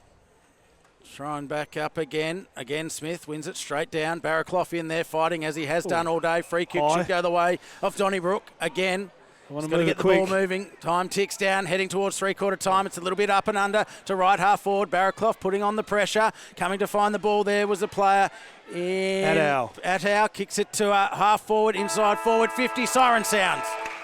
Out of bounds anyway, so the last inside 50 to Donnybrook. On the Linmat Bearing equipment scoreboard, we see Bunbury 8-7-55 to Donnybrook 7-8-50. What an intriguing quarter of football here in the preliminary final. It is all set for an exciting finale to this prelim final at Hands Oval. We'll be back after the break to see how it all pans out. And welcome back to SEN Spirit's coverage of the Southwest Football League. We have an absolute beauty on our hands at the minute. Very little in this prelim final. The reward, the winner will go through and play South Bunbury in the grand final. For the loser, their season will be over. At the moment, Bunbury hold a slight lead going into the last quarter. Donnybrook did very, very well in that quarter, but Bunbury pushed back in the second half. All on the line for these two sides this afternoon. This is a quarter, big 20-odd minutes coming up for both these sides. As I said, the season will be over for a couple of them. We're not very far away from the final quarter of this prelim final. A magnificent crowd in at Hands Oval in front of the brilliant new grandstand. The grandstand is just about full. The South Bunbury members' land is full, and there's a lot of people on the outer side cars enjoying all the around. game. It's big game. Umpire holds the ball aloft. This is SEN Spirit and John Bajetta. So Woods up against Lucy. Lucy wins the ball. He's Persic. He hits it forward. Whoa, what happened there? There's a free kick to Persic. It was. No. Was for a minute. Back to Connor Walker. Connor Walker. He handballs now to McKenna. He's going to get cleaned up. He's lucky. Now he comes over the top to Perks. On this wing in front of us. He kicks down the line. Up and under towards Parsons. Horton at the back. Giblet just destroys a whole lot of them. Brown runs onto a loose ball. He goes one way or the other. Handball's over top. The handball's not long enough. Heisman handballs now Giblet. He just charges through Horton. Drop the ball. He does. Bunbury through Denham. Pick up a loose ball, but the umpire says no. Joel Horton, 65 metres out from his goal. Do you reckon he'll have a crack at this? He'll have a crack at putting it somewhere. He likes the big goal. He's got to come around about 20 metres. He's going to do what he wants. No, you don't. Yeah, that's exactly right. Now he's going to be called to play on, and he is. Play on's a call. He just sits that into the pocket. Niski wrestles. Now the Donnybrook player in McCosker is wrapped up. Deep into defence. He's will have a ball up in Bunbury's attack, about 25, 30 metres out from their goal. Deep into, it's on the South Bunbury members area pocket. So up they go. Parsons, he pushes and shoves. Coates over the top. Now a loose ball comes out towards Creasy. He's going to swing onto his left boot. He goes on his right-hand side. Chips over the shoulder. Horton, he leads the race of the ball. He can't take it. Giblet's in there. Now the home ball comes out of a number of players going to ground. Over the top there is Oliver. He's held without the footy. Play on's a call. Now he's on hands and knees. Stripped to the footy by Persic. Oh, the high tackle on Williamson, is it? No, the umpire was on the wrong side. So we'll have a ball up 45 metres out directly in front of the Bunbury goal. Thanks to the Bank of Queensland for your support this afternoon and all year. So Ruckman at it again. This time Lucy and Horton. No one can win the footy. Falco on hands and knees. Someone in his back it was. So Jordan Falco, what can he do now? He needs to find someone. He's going to go that far side. He's got a player there in Kai Lucy. He's got a couple of metres on his opponent in Kerwin. He goes one way or the other. Handball's back to Giblet. He's forced to go down the line, up and under. Lynch leads the race to the ball, but she's beat them all out of bounds. She rolls over on that far wing. 55 plays 50 on the Linmat Bearing Equipment scoreboard. 2 minutes into the last quarter. Grand final spot up for grabs. One's going to go in, one's going to go home. Who's it going to be? So centre wing far side here at Hands Oval. As Badge said, travelled 2 minutes in this last quarter. No scores yet. Donnybrook yet to go inside 50. The boundary umpire throws the ball in. Falls over the back. Players go in to fight it. Bunbury at the bottom of the pack, but it's through Perkisic that Donnybrook will work the ball away through Bolton, through the middle of Hands Oval. Goes to true half forward. Got a couple of players there waiting. Potter was one of them. Falls, Lux a fortune to outside to Lynch. Flying shot on goal as he crosses 50. It'd be out of bounds on the full. Crisis averted for That's Bunbury. a great mark outside the fence there, that bloke that on too. Does he get a gig for our CPR in the centre mark of the day? No, it's like gotta be goal on of the the year field. in finals. It doesn't Bunbury count. able to clear the way through as the Seagulls disperse. Player here on his own is Perks. This takes on, got a player working over the top. Wasn't the greatest kicks. Put his player under the pressure there in Walker. And Perkisic makes sure that he feels it. He made sure He he would have did been all better right. off drawing the handball then instead of a chip kick. Right in front of Bunbury's interchange bench near side. Hands Oval, preliminary final action here thanks to Dale Alcock Homes and KFC. On SEN Spirit Southwest, Woods and Lucy to do the ruck work. Lucy wins it down, but Woods wins the ball. Gets it going forward, falls for the player there in Bolton for Donnybrook. Claimed straight away. Ball up centre wing near side. Travelled nearly 4 minutes in this fourth quarter. Bunbury still leading by 5 points here on the Geograph Industrial Supplies scoreboard. So up they go, right in front of us. Lucy goes early. Woods is well done. He's paid a shepherd, has he? Ooh, a bit unlucky. Give it back, son. It'll be 50. So Lucy, he's got the kick on the wing. Looking for options. Get it in. Get it in long. Get it in deep. Put the defence under all sorts of pressure. So he does. He plays on. He goes. Good looking kick into half forward. Deering's got to sit on the pack. And he dropped what he normally takes. Lynch off hands. He just squeezes that. It's better off if it rolls out of bounds, and it does. They get another chance deep in the forward line for a ball in, and can they create something off the stoppage here? I thought Deering was going to take that mark at the back, but Lynch comes through, picked the pocket of everyone. Normally Lynch would have grabbed that, naffled that too. Yeah. He probably had another step, but it's pretty easy from up here, Crony. Absolutely. So, boundary we can throwing. be good footballers up here. No doubt Jeff about Smith, he can't get to the front, but all of a sudden the play there in Potter is it. He handballs back. Lynch again. Ball's taken over line. This time a good wrap up from Lucy on the Bunbury player there in field. He's going nowhere. We'll have take two in the same position, deep into a This is going to test the players too, both mentally and physically. It's been pretty full on. Oh, it's a ball up, not a ball in. So Smith is held. He just foxed it, and he out-foxed everyone. And Jeff Smith, can he go back and right his wrongs from the first quarter? He's 18 metres out, deep into a pocket. He's just going to banana this around. And you would say, is he due? Only time will tell. So he's had a fair crack at that this afternoon. 55 plays 50. Bunbury 5 points in front. Jeff Smith, can he put his Dons back in front with his kick? He's all set on the mark. Now he plays on, comes around. He screws that around. Straight through the middle she goes. And the wily veteran, he knows where the scoreboard, when it needs to be hit properly. They move to 8-8-56. They lead Bunbury 8-7-55 on the, what have we got this time? The Geograph Industries Supplies scoreboard. That's a mouthful for you, isn't it? That's a lot of mouthfuls after a weekend away, Croney, trust me. I've seen Darren Reid yesterday. He went downhill pretty quick after a big start. I'm feeling the same. Only thing is I have the same. This game just keeps on giving, hasn't it? City grew. Each team just got to make the most of their chances going into this last quarter, because they're going to be few and far between, and it's just been a good, tight tussle. This is what Donnybrook have been able to do. They're taking their chances now. They weren't early on outside of Cooper Clark Deering, so important for them. A point the difference here at Hands Oval in the preliminary final. South Bunbury await the winner. Cole Beers await the loser. In the middle of the ground, off hands, Lucy to Bolton. Gets it to the forward. Lots of beers for where you're headed, but it's won by Bunbury. Work back to go forward. The tumble punt for half forward. Falls off hands, but Donnybrook have got the numbers. Toe poking his way forward. There was the Donnybrook defender, but winning the ball was the player in Taylor. Goes to half forward. Barraclough marks it left half forward. One-on-ones if he can get it in there quickly. Chooses the short option, and on the lead there was Parsons. He's done that well several times today. He's just led up into that There's a big upside to this young man. Don't worry about that. Very, very big levers. This is not a bad ball for Nitschke. He's put him on a bit of an angle, but it was a nice ball. Little pocket of space opened up. And for the quick reply here, Bunbury through Nitschke if he can. Denham King's coming to the boundary. He's went down in the middle on that ankle. He's proppy on his way off. So Cooper Nitschke, this is for number 3, is it, I think? Number 3 for Cooper Nitschke this afternoon. He plays on now. He comes around. He screws that over the left shoulder. He stays shallow and it stayed left. And they square it up. 8-8-56 apiece on the Geograph Industrial Supply scoreboard. Early into the last quarter, we've been playing 7.5 minutes. Who wants that spot in the grand final? Back to where we started. Could a draw be on the cards, gents? Yeah, well, extra time, is it? So Jackson, he goes far and wide out that far wing. Who's in the best spot? Deering at the back. He can't take it. Trigwell, now he handballs over top. He's going to have to take it. He's Deering. He's wrestled to the ground. Loose ball. Wow, great tackle on Hall by the dog. Williamson now. He's lucky enough to get the kick away. Goes back to the lap of Jackson. He bombs that ball down the far wing. It's all Bunbury. Over the back comes Addow. He just tries to bring it to ground. He does, but Bunbury have the extra on the ground. Well, Stacks on there. I think that Donnybrook would be pretty happy with that because Bunbury had an extra 1 or 2 there.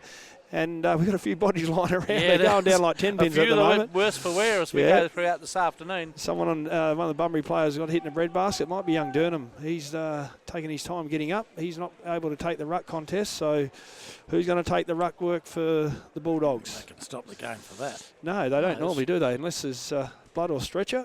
Play on. All in love and war. Might be a bit of blood. Blood rule, I think, gentlemen. Fair enough. So we'll wait 30 seconds while this happens. As we said, we've been playing nearly ticking towards 9 minutes. She's all squared up, 56 apiece. Geograph Industrial Supplies scoreboard tells a story. It's been willing. It's been no quarter given, and we've got about 18 to 20 minutes to see Thanks to Geograph Civil for your support all throughout the season. He has a bit of claret there, so it's definitely a blood rule. We're looking for the best defender too for Garage Doors Southwest. Well, we have a bit of a break, so hope Jared O'Brien's wrote all these down. No, he isn't. He's out the back reading the book. Ball up on that far wing. We're about to start play again. We lost about a minute then if you're counting the time at home. Up they go. Lucy. This time Woods goes over the top and we got a good tackle and we'll have a ball up once again on that far wing.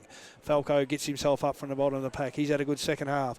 Oh, wrapped up there was Lucy. Almost got a kick. Bunbury have the numbers. Taylor comes around the back. Squeeze that kick in the middle of the ground. Young Williamson takes it. He's off. You're off, son. You're in all sorts of trouble. Puts Oliver under pressure. Now the kick goes to Connor Walker. Good handball back to Williamson. This time he gets the ball up and under. Out comes Parsons. He just goes crunch. Oh, well done there by Cale Beggs. That was very well done. He kicks towards Potter and he takes a good mark. How was just the ball on the defensive side of the wing.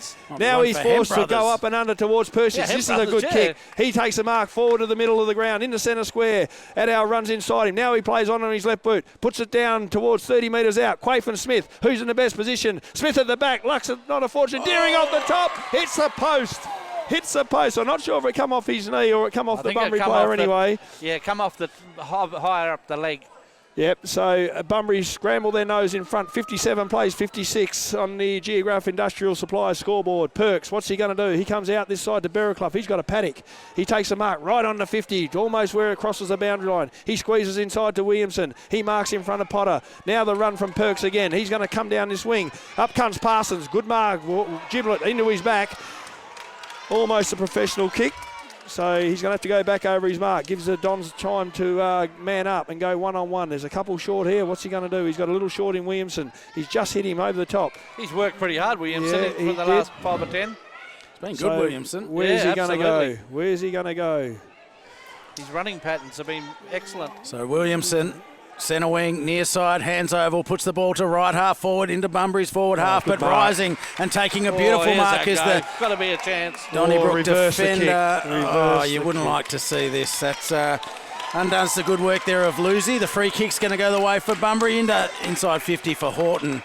Through the arms there of That's Creasy, clever moved too the by ball Horton. quickly, didn't allow the Donnybrook defence to get settled, and now Horton will have a chance to put Bunbury back in front. The big fellow was very clever. He threw that ball back and then just back into that right spot to collect it again. Yeah, no one had time to man him He'll up. have to kick the ball all of 50 metres here He did last week. Was to it put there, Crane? his team back in front.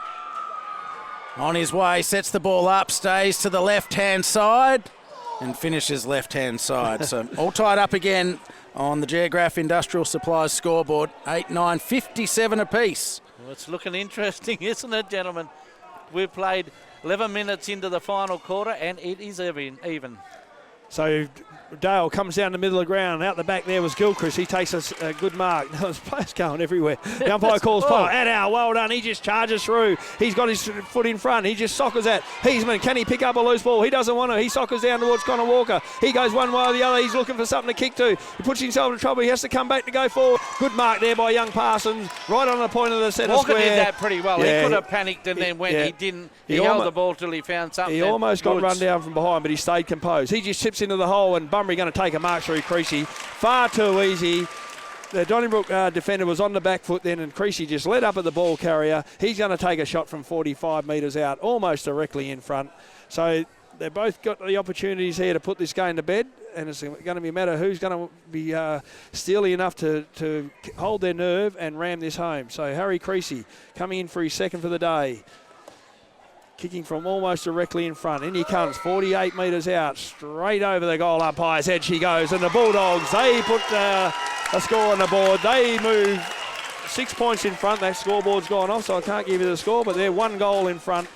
And as time ticks down, we've been probably, again, I can't give you, we've been playing 13.5 minutes. 9-9-63, lead 8-9-57 on the Geograph Industrial Supply scoreboard. Yeah, that was well done by the Bulldogs player in Walker then. Yep. He could have panicked. He could have just banged that forward, but he didn't. He held the ball enough and he was aware of what his surroundings were. No good holding that ball if you're going to get caught with it. He was aware there wasn't anyone. He sat, spotted up nicely, and Harry Creasy, he slots through his second for the afternoon to put the Bulldogs back in front. It's turned into a real arm wrestle here at Hands Oval. Absolute cracker between Donnybrook and Bunbury. Big prize on offer. Got some time to go. We've pretty much gone goal for goal in this quarter. So rising there. Oh, big the big Giblet. player in Giblet goes the big plus hit forward, but Bunbury able to go and find the ball, but working his way through there was Attow. Tries to get it to Falco, but didn't come off. Jet Woods, who's had a good couple of minutes, goes back and finds it. Gets forward here for Bunbury. Barraclough goes and finds it. Gets around one. Splits it out wide. Left foot kick to left half forward. Good there mark there by Williamson. He has worked extremely hard. Goes to left half forward, true position, just outside forward 50 for Bunbury. Working his way to the front was the Donnybrook defender. Falco goes back and finds it, turns it back the other way. Having to go and find it was Lucy, but couldn't get a handle on it. And then a little soccer forward there for Donnybrook at centre wing, far side here at Hands Oval. Donnybrook working the ball. Boundary line awaits, and they'll find that'll be a boundary throw in right in front of a healthy crowd here at Hands Oval on the far side. In front of the Macca's sign, and the healthy I Macca's sign. didn't know if I wanted to mention it, so I went the crowd route. But it's Bunbury leading this one by the solitary goal. It's been a tight one all afternoon. It's had swings and roundabouts the whole way through. Ball back into play. Woods worked under, so it fell for Donnybrook. They're able to come through the middle of the ground. Finding the handle here as a player in Lucy. Players working wide. It's one-on-one ahead if he can move the ball quickly, but he chooses to hang it on. And goes to left Potter. half forward, but it's a 2v1. Potter wins it down, gets around one, plays on, takes a bounce, crosses through 50. What's he going to do? Going for Sets it home. up for home. It's not a bad looking That's kick. all the way. And he has kicked a beauty. Was it a goal? But something's happened. He's missed. He's missed. No, he's missed. What That was the biggest build-up build-up for a nothing. point. Yeah. Anyway, Badge sold me. Anyway, left-hand side. 5 points the difference. He should have handballed to Deering. It would have been a goal. I He was felt- running with him. I think Deering did have his arms up thinking, what about me? I Shannon think he Knoll. had a head of steam up there, mate. When you see the 2 goals go up. It might have been the lifter they needed. It wasn't to be, so it's with Kerwin to do the clearing kick. In he comes. Over the top he goes to find the player in Renton's between full-back and half-back on the boundary side, top side. He comes in front of his coach's box. Oh, players go to ground. Well done there by Lucy, the ruckman. He's had a very good game this afternoon. He squeezed that kick inside, but well read by Creasy. He's intercepted in front of the player there in Falco. He goes long and Well, they wide. run on the Hamish outside. Hall on the far side. He can have a bounce. He can have 3 bounces. He goes inside of Bolton. Now he stops props, goes around, up and under. Niski's worked his way to the front. He takes a mark 65 metres out, or interference, whatever you want to call it. He can't play on from there, son, if you paid a mark, but the umpire said you can play on. And Joel Horton's mark 35 metres out on a 45 must degree have paid angle. the high Must have tackle. Yeah, he It was did. a He free did kick. pay Drop of the arms. Yeah. So Horton, What a 35 terrific metres kick out. from Creasy to bring Yeah, it Hall was- into that play. That was outstanding. There But the hasn't kick been here enough of it inside- today to get the ball to the No. outer side for either team, just No. hasn't been there. When you they've set done it up where you don't even have to break your stride, that just cuts a hole in the defence. But the Donnybrook kick had to be a stab low to get it there quickly. They had 2 on, but when it hung, then it was all over. So Horton, in he comes, 35 metres out. It's gone through. It's gone through. So Bunbury open up a handy 11-point lead as we tick into the second half of the last quarter. And they've got sort of, I'd say, 1 and a bit foot into the grand final at this point in time. It's up to Donnybrook. Have they got any legs left? Well, the where they can come back? challenge has definitely been thrown to, but it's interesting. It's great to see both these sides. As soon as a challenge has been sent to them, they've reacted and pushed back. So, is there another twist in this? Oh, there's plenty of twists to come. A long way to travel in this one. Isn't it amazing how many times we've seen today? A missed shot at one end Yeah, and then a down quick the other. transfer of Yeah. play and a dagger through the heart there for Donnybrook. But still some time to get things right. There's plenty of time. We've been playing 17 and a half minutes, plus we had a bit of stoppage time. And 69 plays 58 on the Geograph Industrial Supply scoreboard. Back in the middle of the ground, Giblet and Durnham. Oh, Durnham all bandaged up. Who's going to win the loose ball? Oh, Persich. Borough Club picks it up. Now he's been held without the footy. No good arguing. So 7 minutes to go. Durnham middle of the definitely ground. wrapped up. How he's breathing, I don't know. Taylor just squeeze that kick towards Denham King. He drops what he should have taken. He just gets out onto the right boot. No one can take the footy now. Horton does. He's wrapped up, but no good throwing the arms out, Joel. Well done by Archer Coates. He's wrapped him He up. was 40. trying to get some, but he had nothing. So ball up, 40 metres out from the Bunbury goal. On the top side, up they go. Giblet and Horton. Horton this time, he slaps it out. McCosker, well done there by Berraclough. He gives it to Creasy. Onto his left boot, he's going to swing around over the right shoulder, but it stays left and it goes all the way out of bounds on the full, on that far side as we look up the hill. I tell you what, Creasy did a great job there of not following his opponent in. They got in collapse, stayed on the outside, didn't kick the goal, but able to have the shot on goal. This is not a good clearing kick here by Donnybrook. Puts his player under pressure. They're at left half forward, but the ball's turned over. Back with Bunbury. Back towards goal. Kick to the pocket. It's gone too far. Hits the post. And it'll be out of bounds on the full. So crisis averted there for Donnybrook. They didn't need that. They need to make every post a winner here as we close in the last parts of this fourth quarter. About 6 minutes left to travel. Trailing by 11 points, Bunbury to the better of Donnybrook. So the clearing kick again goes the long high route. Big Fax forms. Players get ups. One with Donnybrook there by Lynch. Claimed straight away though. So at right half back, it'll be a ball up. These players set themselves up. A real battle of attrition here at Hands Oval. South West Football League action on SEN Spirit. Thanks to Dale Alcock and KFC. Winning the ball through there was Barraclough. Again, claimed straight away. And just picked up and put down beautifully by his opponent. And we'll have another ball up. Nothing doing. One-on-ones either side of the ground, so there's no plus numbers at either end. It's been very one-on-one today. Again, a ball up. So just soaking up a little bit of time here, Bunbury. This is not good for Donnybrook. They need to keep the ball moving, get it in motion. So Giblet wins it down. Again, won by Bunbury, who get the ball forward. Just outside forward 50. Little chip kick through, but won by Donnybrook.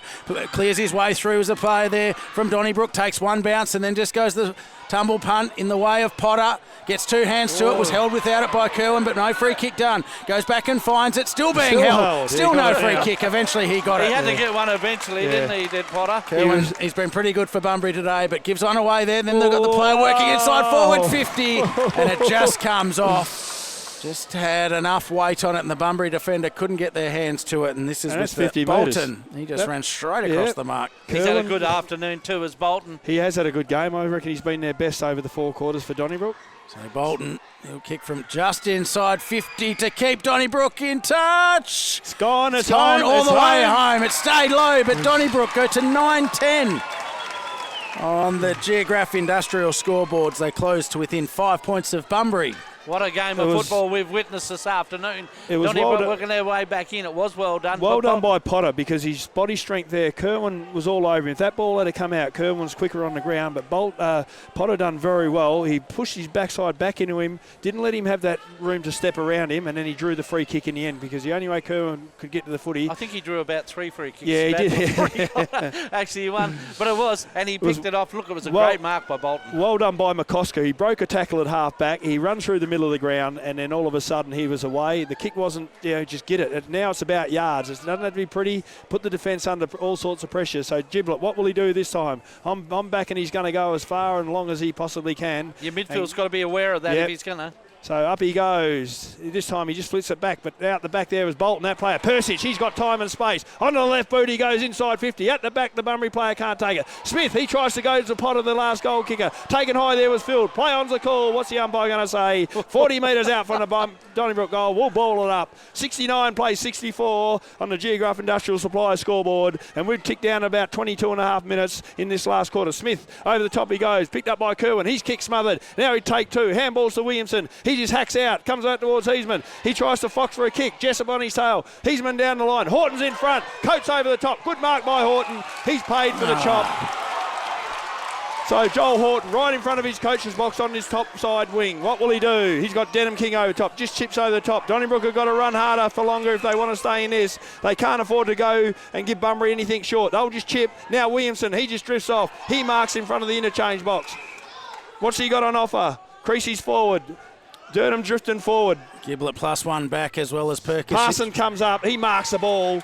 Good mark. He's done that a few times today. He just got loose of Beggs. Now he's about 70 metres out from his home goal. What's he going to do? He's just going to go long and high. Into the pocket. Deep into the pocket. Horton's down there over the back of Coates. Niski slides. Bunbury have a 2-on-1. Here, Harry Niski. Harry Creasy. He picks it up onto the left boot and he slams his third home. The Bulldogs go back out to a 11-point lead as we tick into about 24 minutes in this last quarter. Gee, Harry Creasy, he gets got an opportunist, isn't he? He gets the right spot. As Chase Greedy said before, he drifts away from his man, he backs himself, and that was very well done. The whole Bunbury setup was well done by Joel Horton too. A bit of composure, as you like, coming out of defence. Can't leave numbers out the back of the contest in a game like this. When I looked up, they had a 2-on-1. How's that happen 10 metres out from goal? Don't go chasing the ball. Do what you need to in these crunch moments. Blair Parsons too, he doesn't look like he moves quick, but when he gets on that bit of lead, he can open up 4 or 5 metres on you very quickly. He's got big levers. He's led straight at the ball carrier, which makes it easy for the kicker. So back in the middle of the ground, 11 points the better. Bunbury over Donnybrook in the preliminary final. South Bunbury are waiting in the grand final. It's an absolute cracker here on SEN Spirit Southwest. Back out of the middle through Donnybrook. Getting the ball forward there was a player in Bolton to half forward. Goes after back in and find it again. No free kick 3 minutes to go. They'll need a bit to go right for them, the Dons. Got to kick a goal on this foray here. Falco in there. Players go up. Push back. So Dernan and Giblet works it back to Attow. Smothered off the ball, off the foot, but still going back in there is Giblet. It's inside 50. Perkisic for Donnybrook. Donnybrook turn the ball over. It's now with Bunbury. Just outside defensive 50. They go back in and find it. They fall on the ground. It's desperate stakes in there. Well done for Bunbury. Back through forward, but turned over. Bending down there is the big ruckman in Dernan. Finds it. Back feed to Williamson, who's been good. Splits it out wide, but they're finding the ball is Lucy. A great mark there. They got to go. Gets up, bounces, plays on. Goes to right half forward inside 50. Smith loses feet. Out the back is a player from Fraser. Donnybrook. Fraser drives one home. Wow. Donnybrook 10-10-70. Bunbury 11-9-75. 2.5 minutes to go. We got a 5-point ball game here at Hands Memorial Oval. One's going in, one's going home. Who's it going to be? You'd rather be in front than behind at this point in time. Tell you what, it's not for the lack of trying for both these sides. They both been commended on this game of footy. I was watching that ball ping-pong out in that half-forward flank, and I thought the only bloke you want to pick this up is Chris Adow, because he'd be able to kick the distance off one step. He couldn't get hands on ball, but luck was a fortune, and at the end of the day, that went long and high, and out the back, as you said before, Chase, sometimes you've got to stay off, get lucky, and young Fraser, he was the one, and he's been a good goal kicker for Donnybrook this year. How important is the centre prop stoppage here for both these sides? So 2.5 minutes to go. Giblet over the top. Who's going to take this ball? King does. He's wrapped up now. Gets a handball. Oh, the umpire said give it here. Williamson was off there. Williamson was off. He was off. We're watching one eye on the clock and one eye on the ball. We've got about 2 minutes to go. Giblet, what can he do? He gets rid of Parsons and he smashes that forward. Who's going to win the race of the ball? The goal kicker, well done there by Bolton. He slipped his tackle. Jessup, can he get the handball inside? Addo, there he is. Up and under. Smith in the goal square. Quaife. Smith in the best position. He's held. Deering, he's taking the ground. Over the top went Quaife. We have a ball up at the top of the goal square. Of all the free kicks we've seen back today, they're not there. Oh, well done, umpire. Put the whistle away. Now we've got a blood rule. We've got a blood rule. I thought Smith was going to get the kick. Yeah, there. we got a arms were minute around him. 2 and a bit to go, I've been told. 2 and a bit to go. We've got a 5-point ball game. We've got a ball up at the top of the Donnybrook goal square. Gee, I tell you what, the trainers will be busy. There's been enough blood rules this afternoon. It is game on. You would have been 26-minute mark of the last quarter. 50% of people call them whole. 50% will please umpire, let it play on. And the umpire said we'll play it on. So ball up. Who's going to be brave? Who's going to be stupid? And who's just going to want to win the footy is what it's going to be all about here. 2 minutes is too long to hang on for. So next goal wins. Up they go. Smith just pushes the big Durham out of the way. Where's it going? Heisman, he's going to roll that through for a behind. So 4-point ball game. 2 minutes, just under 2 minutes to go. What will Kerwin do this time? He's been down the middle of the ground a number of times. One-on-one, the Donnybrook players are trying to point. Man up, man up. So pressure's on. Where will this kick go to? Kerwin, he's going to go that far side. Taylor leads short. He goes up and under. Probably not the best kick, but it gives everyone a chance. The big fist on it. Good mark out there to that man, the ruckman, is it? No, guess who? Trigger. He's back. Can he get his beloved Dons over the line? He goes towards Smith. He moves everyone out of the way. Deering in front, is it? No, it can't take the mark. And she's out of bounds in front of the scoreboard. Geez, I got triggers for the 75-41. mark of the day. We've gone nearly 28 minutes. We've got about a minute 20 to go, they're saying. 35 metres out from the Donnybrook goal, right in front of the scoreboard. 75-71, Bunbury's favour. The boundary line, throw it in. Smith is up. Durham over the top. Williamson goes in. A good tackle by Addo. And we'll have another ball up. 35, 38, 40 metres out, we'll say. Chase, you go. This is an absolute cracker in the South West Football League preliminary final. One down by Donnybrook. Smith over his head. Has it travelled far enough? It has. It has. It falls into the arms of Fraser. And he holds Bunbury's heart in his hand right now. And I'm watching the Donnybrook bench. The coach hasn't got any hair bolts. He's ripped the hat off his head. And he's saying, son, if we ever need you, we need you now. 1 minute to go. And when I say he holds Bunbury's heart in his hands right now, he does. He is going to have to kick from 35 metres out. He is on a pretty tough angle.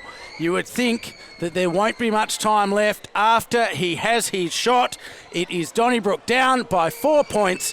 Fraser with the ball in his hand sets off on his run. Oh, near side. Gee. 3 points the difference. Bunbury still in front. Everyone went very quiet. Call us home badge. Yep. So they may hold on, but I don't reckon this is the right move. Someone else taking a kick in. Kerwin's kicked in very well all day. So Heisman's going to bring the ball in. He's going to play on. He's going to go long and he's going to go high. He's going to down the far wing it goes. Who's underneath it? A stack of players out there. Lucy goes up in front. Bunbury, no, play on's the call. It's Horton. He's taken the ground and we're about 25 seconds to go. Ooh, 3 points the margin. Donnybrook need a quick takeaway and a free kick inside 50 to have any chance here. Bunbury are pushing numbers back. They're all pushing back now. Horton goes forward. Who's on it? Persic. He picks up a loose ball. Kick smothered. She's going to roll out of bounds, and that just might be enough. There's a high tackle. Oh, there's a high tackle. Persic. He needs to get it on. The ball quickly. He needs to get it on as quick as he plays on now. Long, high. Who's in there? Smith. He's in the box seat. Up he goes at the back. Who's run onto a loose ball? Bunbury over the boundary line. Maxi Bilsich goes, and that could be enough. We have a ball out. A ball in about 20 metres around from the Donnybrook goal. They trail by 3 points. Sirens about to sound, and I think the Bulldogs have done enough to limp their way through. Unless something spectacular happens in this throw-in. We'll see if Smith can fox at a free kick here, because that's about their only hope. There she goes. There's no hope, and the Bulldogs have run out winners by 3 points. They advance through to the grand final next week. They'll meet South Bunbury again, and Donnybrook, unfortunately for them, today wasn't their day. What a game of football we've witnessed in the prelim final. We're going to take a quick break so the boys can get their voices back, and we'll be back shortly.